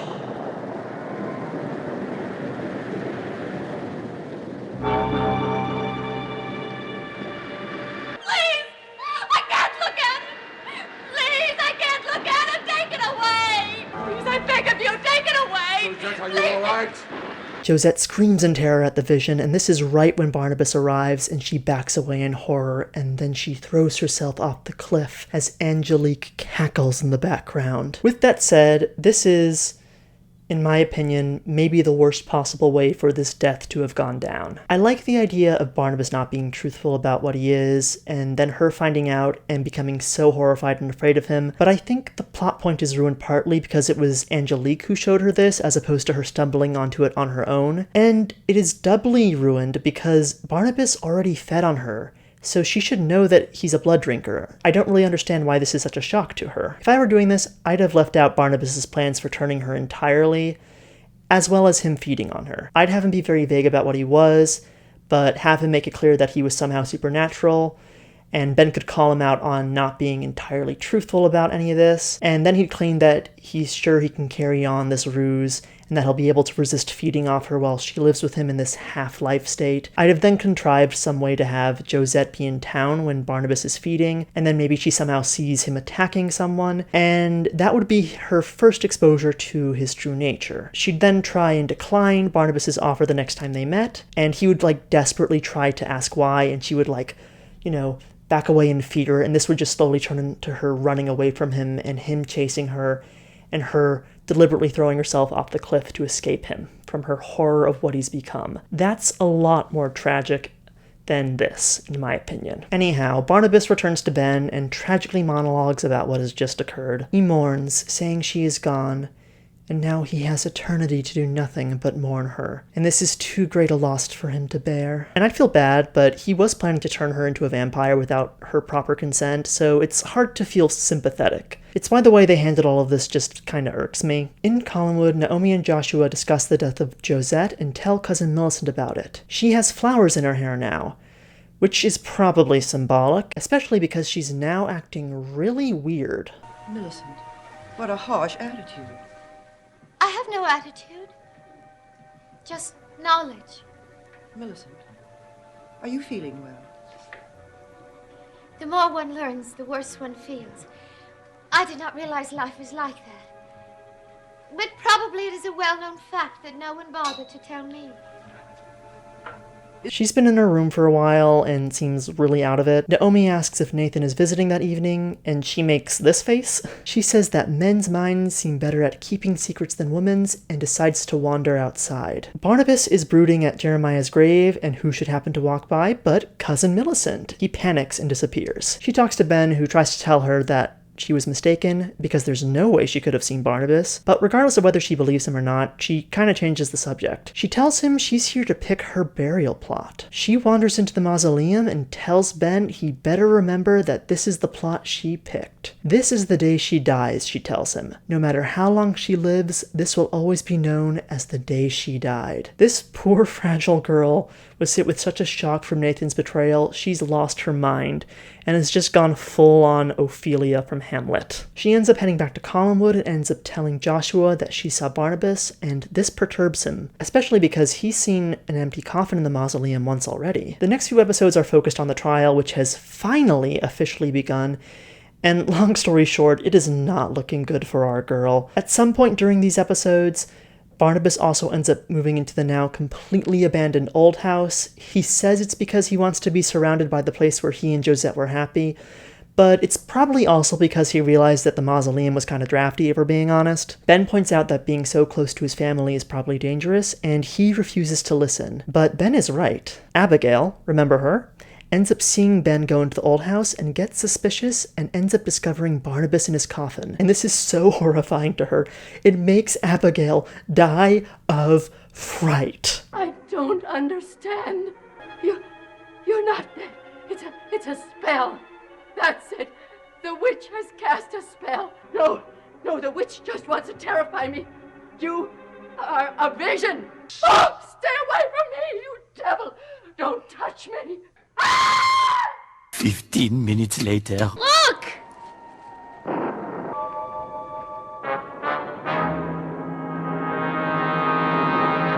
The fear of Barnabas was so strong it gave her a goddamn heart attack. And seeing as she's the main person responsible for an innocent woman currently being stuck in a very boring trial, I can't say I'll miss her. Rest in pain, Abigail. You seemed like a bitch. Speaking of the trial, Barnabas really wants to save Victoria's life now, as he now knows she's not the witch. And so we spend a few episodes with him trying and failing to do so. He sends Ben to testify in an attempt to speak to her character, but Angelique inexplicably shows up and testifies against him. Long story short, though, Vicky gets convicted of witchcraft and is sentenced to hanging, and this makes Barnabas angry. And he decides if he can't help Vicky, he will instead enact revenge upon her prosecutor, the Reverend Trask. He declares that he will make Trask a victim of his greatest weapon, fear. At least, he says, that will be the start, because then he will ensure that Trask will die horribly. And honestly, with a victim like Trask, it's pretty easy to root for Barnabas. Like, I am fully in this man's corner. Do something nasty to this man. No, not like that. Also, Naomi, for her part, calls Trask a bigot and then slaps him. You aligned yourself with the devil himself. Don't you ever talk to me that way again. Do you understand? Trask, alone in his quarters in town, starts to experience the torment Barnabas has planned for him not long after this encounter, as all sorts of spoopy things happen to him, like voices calling out from nowhere, taunting him, as well as a skull appearing in the mirror.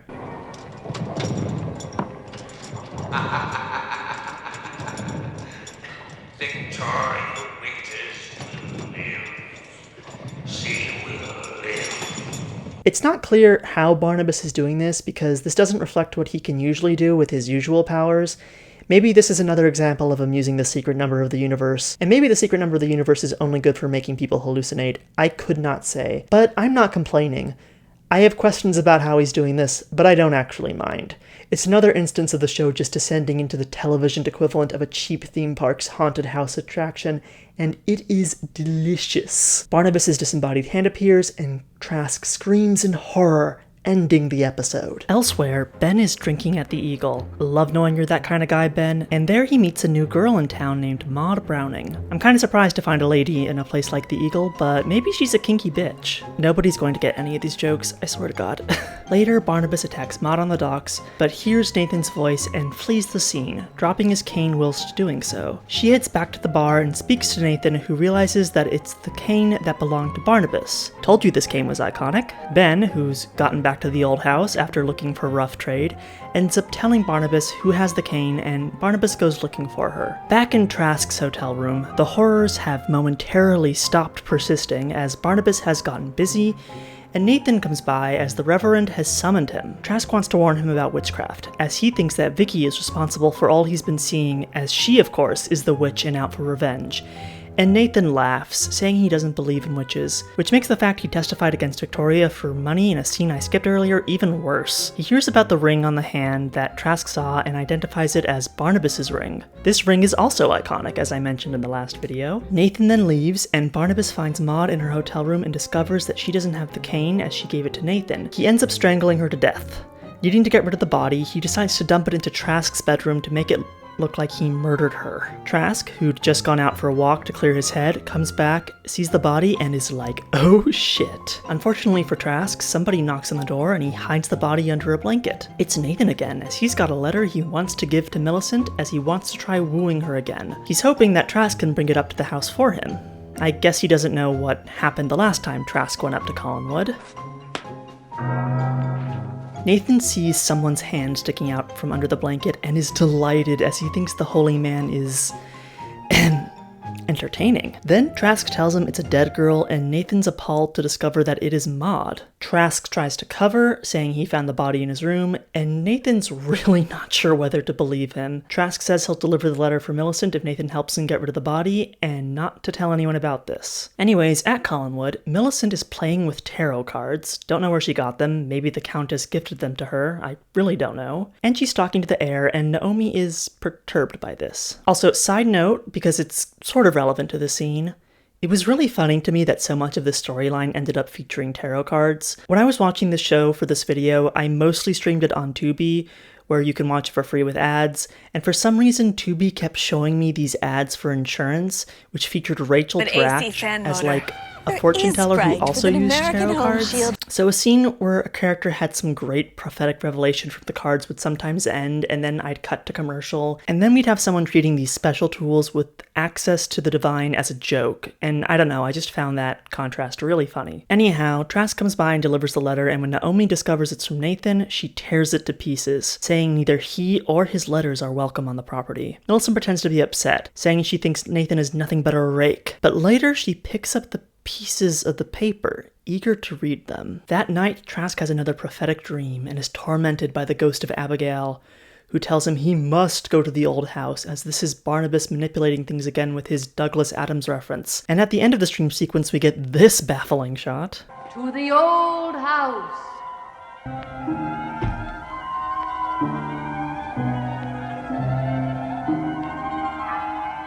Hearing the voice of Abigail calling him, Trask wanders through the old house before discovering the coffin, upon which Barnabas appears to him, declaring that he is here to deliver him a very well-deserved gift. It seems as if Barnabas somehow manipulated Trask's dreams to bring him here for his own purposes. He walks over to an enclave in the wall and tells Trask to look at it. And this is when Barnabas reveals the final part of the revenge. The enclave in the wall will be Trask's tomb. Barnabas forces Trask to write that Victoria is innocent, confessing that he was wrong, and then that is when the final torment properly begins. So if you went to school in America, you probably had to read The Raven by Edgar Allan Poe. Poe was a famed 19th century writer known for his many tales of the macabre. One of those tales was The Cask of Amontillado. If you've never heard of it, it's a really horrific read, even as a modern day reader, so it's worth giving a look. Or you can just keep watching, because we're about to see a recreation of its events unfold before our very eyes. Barnabas shoves Trask into the enclave, chains him to a ring, and then begins to wall it up, brick by brick. The final shot is Barnabas placing the final brick into place, trapping him. Holy shit, that is dark. Barnabas has now imprisoned this man behind the wall and just kind of lets him starve to death, or maybe suffocate, whichever gets him first. And all Trask could do whilst chained up is watch him seal his fate. Quite literally. Rest in pain, Reverend Trask. You would have loved the Satanic Panic. This is also, incidentally, not the only time a member of the Collins family is going to do this to a member of the Trask family. One of the Collins' descendants does this again to a Trask in 1897, because we do get more time travel stories later on in the show. In the next episode, Nathan schemes with the guy, wanting him to attack Millicent using Barnabas's cane, so he can then swoop in and rescue her, thus restoring her trust in him. As they continue to plot, the confession Trask wrote is delivered to the house, and people talk about it, but it doesn't end up helping Vicky's case case in the long run, she's still going to end up getting hanged. This is why I keep skipping over the trial subplot. It's just these scenes that go around in circles, and it seems like maybe some new evidence and witness will help her cause, but instead it always ends up making things worse for her. There's literally nothing for me to talk about. It's repetitious in the extreme. All I can say is I'm glad that the Millicent and Nathan plot is going someplace. Nathan sends a fan to Millicent, who seems to think it is for Josette, and the servant who gives it to her perturbs her by reminding her that Josette is dead. On the fan is a message telling her to meet someone in the garden, which is signed off with the letter B. Millicent thinks it's from Barnabas, back to avenge her honor. As I've said, she is not doing well, the poor girl. She heads to the garden and, gets attacked. Nathan shows up and pretends to rescue her as he planned, and now Millicent is having a lot of feelings about his sudden turn to chivalry. How can I ever show you how grateful I am? You owe me no debt of gratitude, Millicent. But I do. What you did took exceptional courage.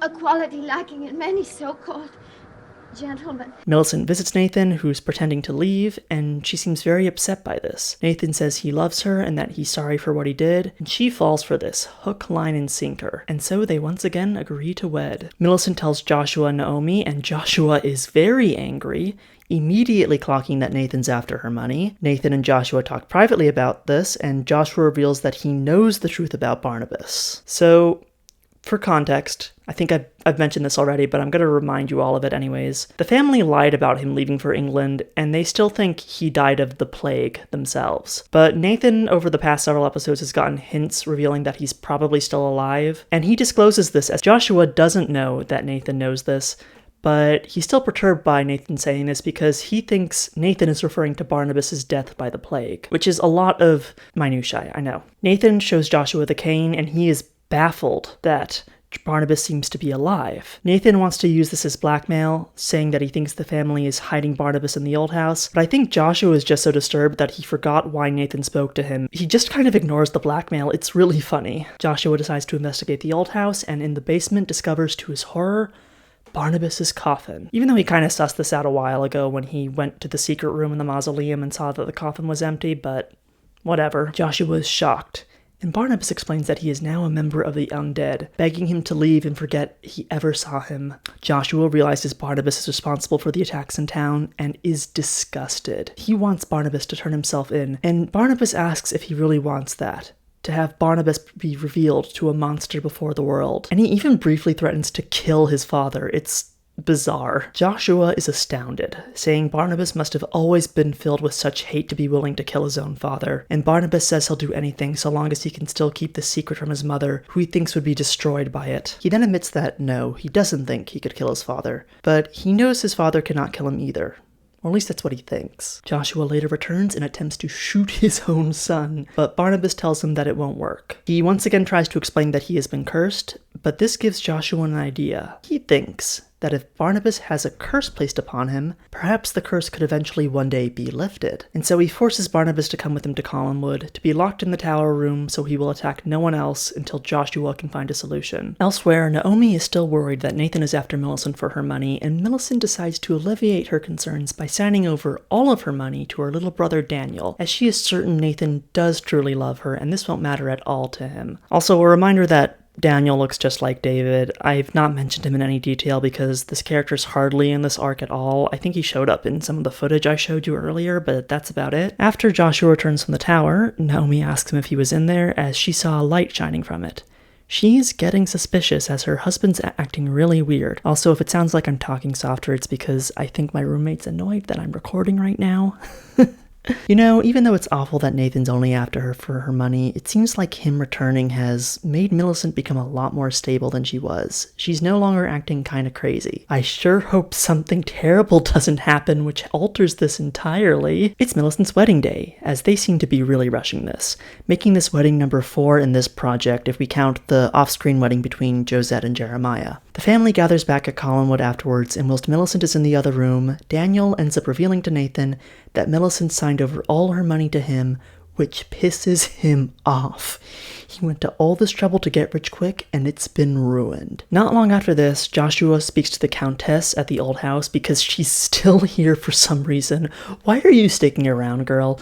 Nobody else in your family is here. Your niece is dead. Go back to the Caribbean, for fuck's sake. Regardless, Joshua explains to her that Barnabas Collins is still alive, and she is astonished as she looks to the side whilst the camera zooms in dramatically. She wants to speak to Barnabas, but Joshua says he can't allow that. The Countess is the only person who knows, as it'd be cruel to tell Naomi. Joshua explains that he is under a curse, as the Countess squints and blinks some more in her normal dramatic fashion. Joshua hopes that Natalie's knowledge of the supernatural can help undo this curse upon his son, and so she decides to hold a seance, and hope it will act as a kind of supernatural SOS which will call someone to the house who can help. Something which nobody has ever tried to use a seance for in the history of ever. This is not how this is supposed to work. They send everyone else in the house away to have dinner in town and prepare themselves. They light a candle, stare into it as the Countess calls out to the unnatural forces of the universe, and she calls someone to come and aid them. As they are doing this, Millicent, who is also in the house because she hasn't gotten the memo about dinner, discovers Barnabas in the tower room, and he attacks her as he's so filled with bloodlust he cannot help himself. As that happens, the seance continues, and then there's suddenly a knock on the door, and it's open to reveal a figure. It's this lady. This is Bathia Mapes. She's only in 3 episodes, but she is one of the greatest things to ever happen in this show. She's like a kooky white witch, and she spends these episodes bumbling around Collinwood and saying completely dramatic nonsense. Listen. Can you hear? No. What do you expect us to hear? Tell us. Laughter. A woman laughs at us as we stand here now. Angelique. I hear nothing. There has been much tragedy in this house. Many tears. Too many.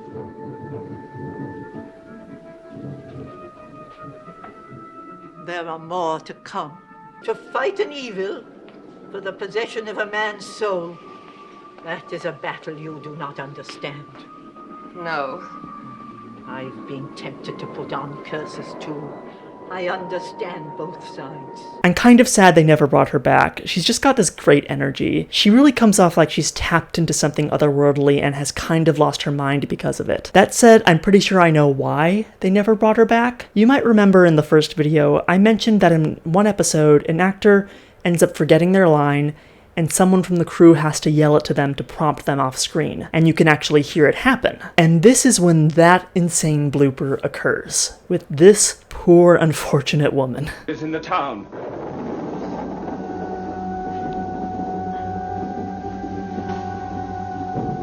Then go to the house.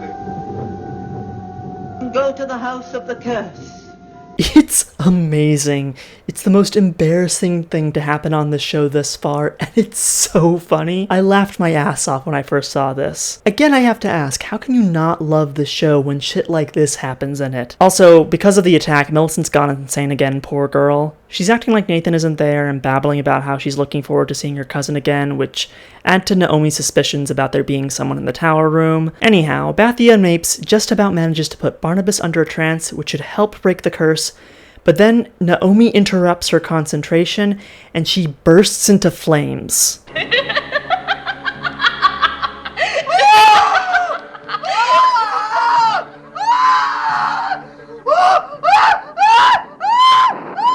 Rest in peace, Bathia Mapes. They never explained who the hell you were or where you came from, but you truly deserved your own spin-off series. This entire Bathia Mapes situation did nothing to forward any of the storylines besides kind of Millicent's, and yet I still loved every minute of it. Watch these episodes. They're amazing. It's Dark Shadows at its most exquisite. Back in town, Vicky's lawyer breaks her out of jail. Did you forget about her? I did. They end up hiding in this hidden room behind this bookcase in the old house that I haven't mentioned before because it hasn't been used since the pre-Barnabas episodes, and that's kind of where they just camp out for a bit. Back at the main house, now that Millicent's gone insane, Nathan tells Daniel that he is now officially his legal guardian, which means he likely has access to Millicent's fortune. He is giving Count Olaf, and I love it. Daniel is very upset about this, and Nathan threatens him. As such, Daniel ends up running off and discovering Vicky and her lawyer, whose name is Peter, by the way. Did I mention that already? I think I did. People probably forgot. There's a lot of characters in this. Vicky and Peter then decide to hide in a different secret room, namely the one in the Collins mausoleum, and Daniel ends up following them. Nathan's accomplice, who was the guy who attacked Millicent a while ago, then follows Daniel, and Vicky ends up shooting him and killing him in an act of self-defense. Then Daniel heads back to Collinwood, as it's been decided that the Collins family will hide Vicky, as they finally realize that she's not the witch. But they don't tell Nathan about this. Are you having a hard time keeping track? Because I sure as hell am. Nathan, however, gets suspicious about them hiding someone and threatens to tell the authorities. Naomi plays cool, acting like she doesn't know that Vicky's in the house, and Nathan says Joshua wouldn't be happy about the police searching the property, as he's been hiding Barnabas in the house. I don't know how he knows this, but who cares? I probably just missed the moment when he learns this and when I was writing the script for this. Naomi doesn't believe him, but investigates the tower room on her own just to be safe, and to her horror, she discovers her own son lying in his coffin. Ben tries to cover for Barnabas, saying he's been cursed with a deathly sleep he cannot awake from, Sleeping Beauty style, but Naomi later sees Barnabas bite Millicent, and she screams. Oops! She rushes off and runs into Joshua, who's wearing a pretty swanky coat, I have to admit. Naomi proclaims that he's like an animal, and Joshua rushes to the garden to investigate. Naomi is in complete shock and begins to spiral. Her son's become a monster, an evil creature of the undead. There was little meaning left in their lives before, she tells her husband, but now there is none. If you just heard a door slam, it was someone else living in this apartment building. Joshua tries to comfort her, but Naomi doesn't listen. She says to him that it's been years since she ever felt like he truly cared for her. This is so depressing. What the fuck? We fade to later that evening as a storm rages outside, and it seems Naomi's written a note for her husband. She then pulls a small envelope out of her bra and puts it next to a glass of wine, and I don't like where this is going. She goes and speaks to Vicky, trying to reassure her that a boat will be coming the following morning to take her away from the town, so she should be safe. Vicky says that the way Naomi's talking, it's almost like she's saying goodbye, which is the first time Vicky's ever had any kind of insightful thought in her entire life, so round of applause for Vicky. Then Naomi leaves, and Nathan shows up with a gun, threatening her as he's worked out that Vicky's being hidden in there. He's planning to turn her into the authorities for the cash reward as he got no money for Millicent. He escorts her out as we cut back to Naomi. And these scenes are probably the best Vicky's been, to be honest. Like, the material Alexandra Moltke is working with has a bit more substance than usual, and it's not amazing, but she's elevating it just a little. I don't know, I think she's a better actress than a lot of people give her credit for. Naomi empties the packet's contents into the glass and downs it in one breath, and then heads up to the tower room. Barnabas confronts her, and they talk. She says she needed to speak to him one last time, because no matter what, he is still her son. She wants to know what's happened to him. As he explains what's happened, Joshua finds the note downstairs and looks distraught. In the tower, Naomi says she now understands he had no choice. He has to feed, and he asks to hold him one last time. She says no matter what, she will always love him, as she collapses in his arms. Jesus Christ, that was really effective. Like, I knew it was coming, and I still got emotional taking notes for this part of the show. It's really bleak. I feel so bad for Naomi. She married a man who doesn't really love her, or at least never showed it, and was stuck in a marriage, and so she drank to cope. And that is a lot more real than any other plot on the show. Like, that ending was legitimately tragic.